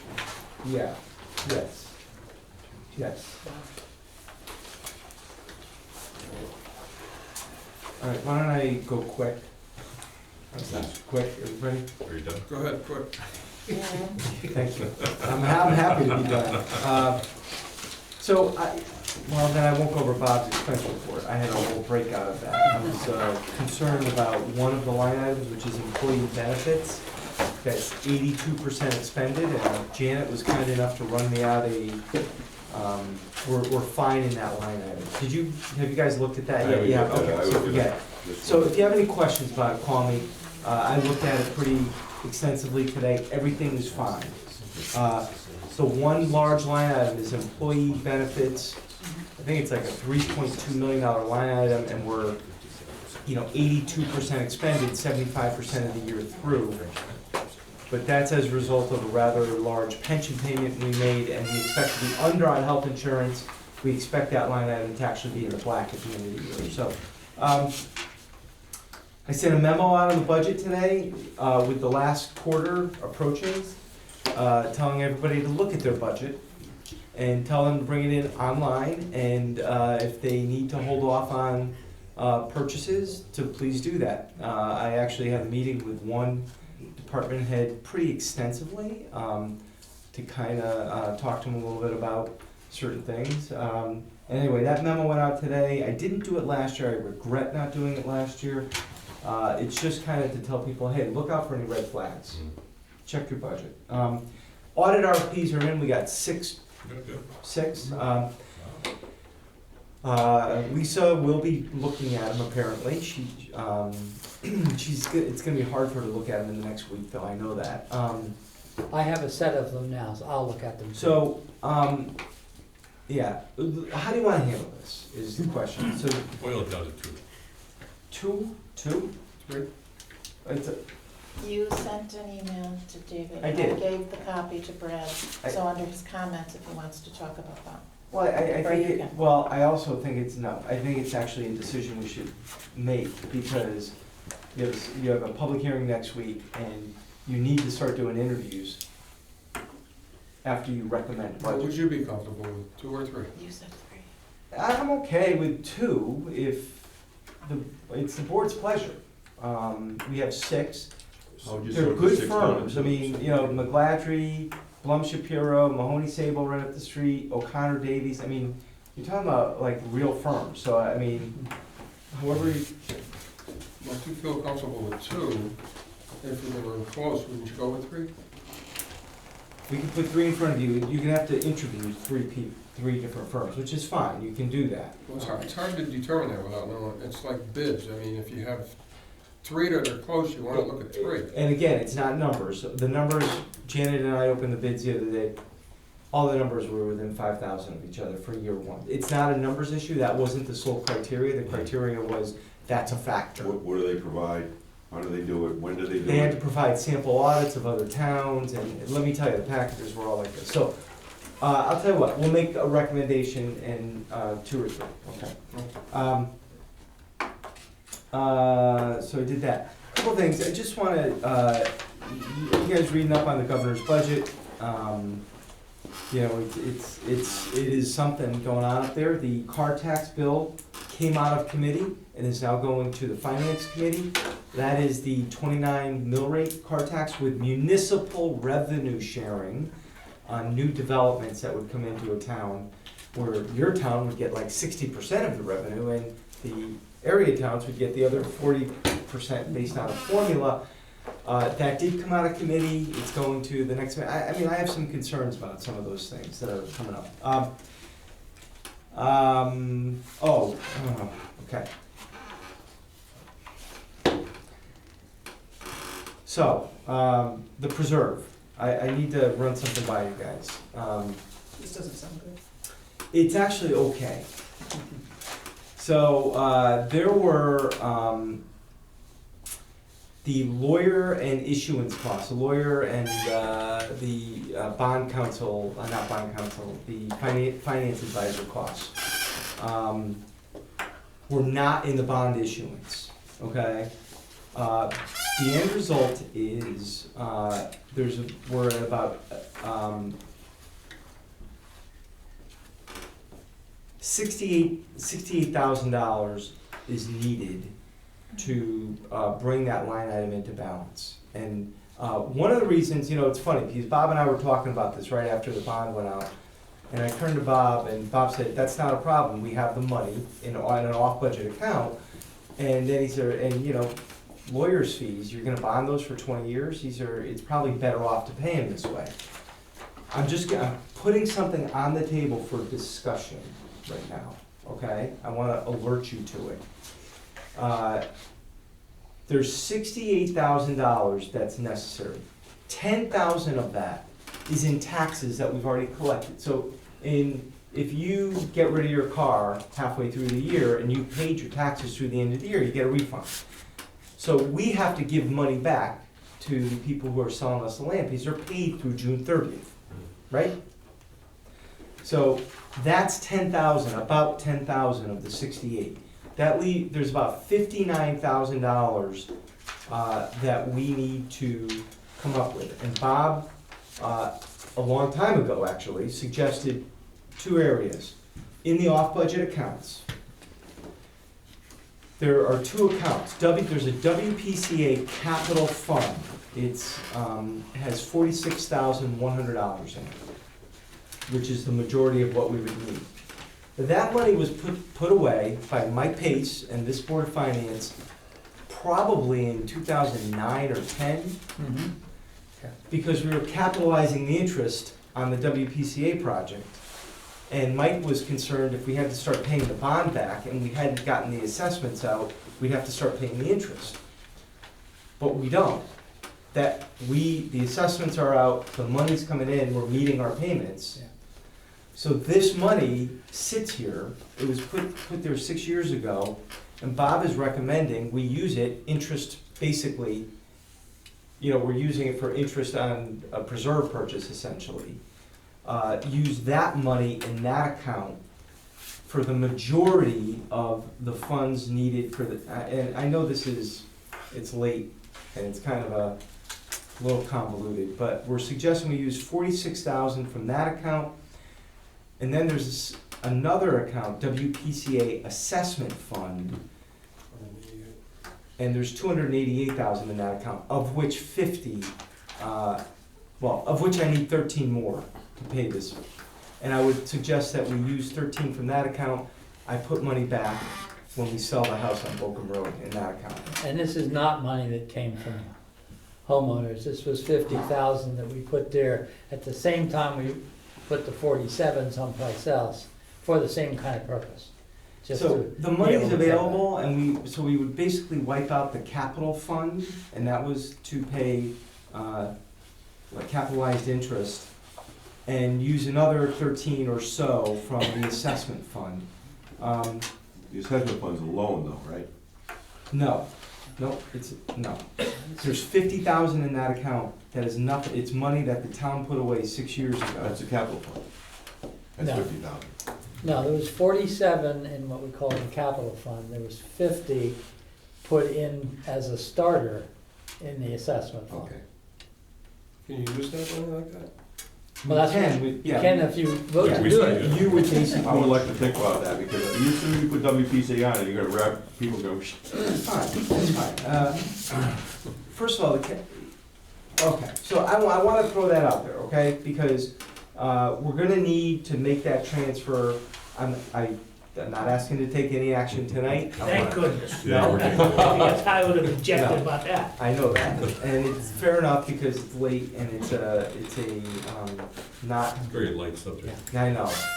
So what was that 60,000 again? Okay, the purchase price was 3 million. We have closing costs of about 10,000. Basically, that's a return of taxes paid through So June it's not 30th. closing costs, it's returning tax. Yeah, but it's part of, when you do a Yeah. real estate closing, it's really a closing cost, when you return money to sell it for it taxes. should have been put back at the closing. When they close, they should have given back to the owner. Should have been a clause in there. Okay, so we No, we haven't closed yet, Okay, so okay, when we do close. okay. And then the bond issuance costs are 68,000, which include lawyer's fees of like, Bruce charged probably about 40, or maybe The Shipman and Goodwin was 28. 28. US Bank, which is our transfer agent, was Is this a 4,000. split of fees with the state, or are we covering the No, state? this is us. This That's is why I our recommend it. issuance costs for the bond. Where would they split it with? This is our $3 million, this is our end of We're it. talking about our three. This is Right. strictly our $3 million. Our bond issue. Moody's charged us 10,500, and IBIC charged us 25. The total is 68,000. Total is 68, of which 10 of that is the return on taxes that we've already collected. So we already have that, that's 10. Exactly. Okay. That's why I'm saying there's about 59, Okay. of which we're recommending the lump sums that come from that, there's 46. So have you closed yet, or we're closing soon? 2 weeks, we don't know, I mean, it's like So had we this. closed last December, it would have cost us more in taxes. Would have cost us 20. Oh, you mean to return? Right. Yes, Would have been 20 instead. exactly, it would have been a little bit more. So, That's right. so I'm recommending we zero out the 46,107, which is the capital fund, and take another 13 or 14 from the assessment fund, of which I can return when we sell the Bokum Roadhouse. So, that's what I was saying, it was a loan, you're just gonna take it out, put it back in there, so. but the 46, I'm suggesting we wipe out, that's a fund that Bob's like, we're never gonna use it. Right. We will not use that money We put it for that purpose. We put it there to capitalize interest that Yeah. we now don't need. Yeah. Okay? Putting it on the table. And if I may add one more sentence, Yes. just to put this in perspective, the whole reason we bring it up is because the auditors keep telling us that we need to authorize total project costs. Well, when we did the bond referendum, we authorized 3 million. This adds this amount, and so all we really need to do is up the authorization by that amount. And I have to go to town meeting. I'll do a town meeting, and I wanna do it with that grant, that historic preserve grant. So, Question. yes. Now, we said that the Boca Road, we were gonna set aside that Boca Road as a capital, as a payment, the bond payment, theoretically. So that Yes. was gonna, But not, it's not gonna make it for 15, we're not gonna be able to sell that property for this budget cycle. when we do sell it, can we put that money aside and your market saying, we cannot touch this, does not go on capital fund, as a bond payment? I worry that all of a sudden we're gonna say, oh, we've got So what I would, $200,000. I'll tell you what I would say, okay, what I would suggest we do, if we have 200,000 from the sale of Bokum Road, and I've said this to Bob, I would suggest we open up an off-budget account called the bond sinking fund. And you guys can decide what revenue you wanna use, if you wanna use 100,000 next year and 100,000 the year after, and deplete that account over 2 years. It should go in a bond repayment sinking fund. I just worry. 100% agree, 100% agree with you. And You don't think Lehman Brothers would forgive that tax money they paid since they already used it as a deduction? You got 1099? You're not forgiving anything. Trust me. We're gonna be. No. I thought it was gonna be early then. No. Sorry, Are you kidding me? Usually. We had just one more thing. We had a COG meeting, last week, and we went around the table and we talked budgets. And, I mean, I'm happy, it's an imperfect worksheet that they handed back to us because we asked for it, each town. But Old Saybrook is, in very good shape. I just wanna give you perspective on where the other towns are. Most everybody is 3 to 4% and looking at half to like 1.5 mils. And we're basically at 3% looking at a quarter of a mil, essentially, with the budget you have in your hands. So I'm just saying that to you as we move forward. I just wanted to share with you that regionally, we are more competitive than our neighboring towns, and we're in good shape. I really do. I mean, this is a good shape budget year, so that's it. Oh, that's, Okay. Yeah, all sorry. right, next week, we're gonna have our public hearing meeting, which was on 4/7. Is that gonna be at the middle school, Jerry? Middle school, 7 o'clock. Okay, 7 o'clock. There will not be a board of finance meeting after that.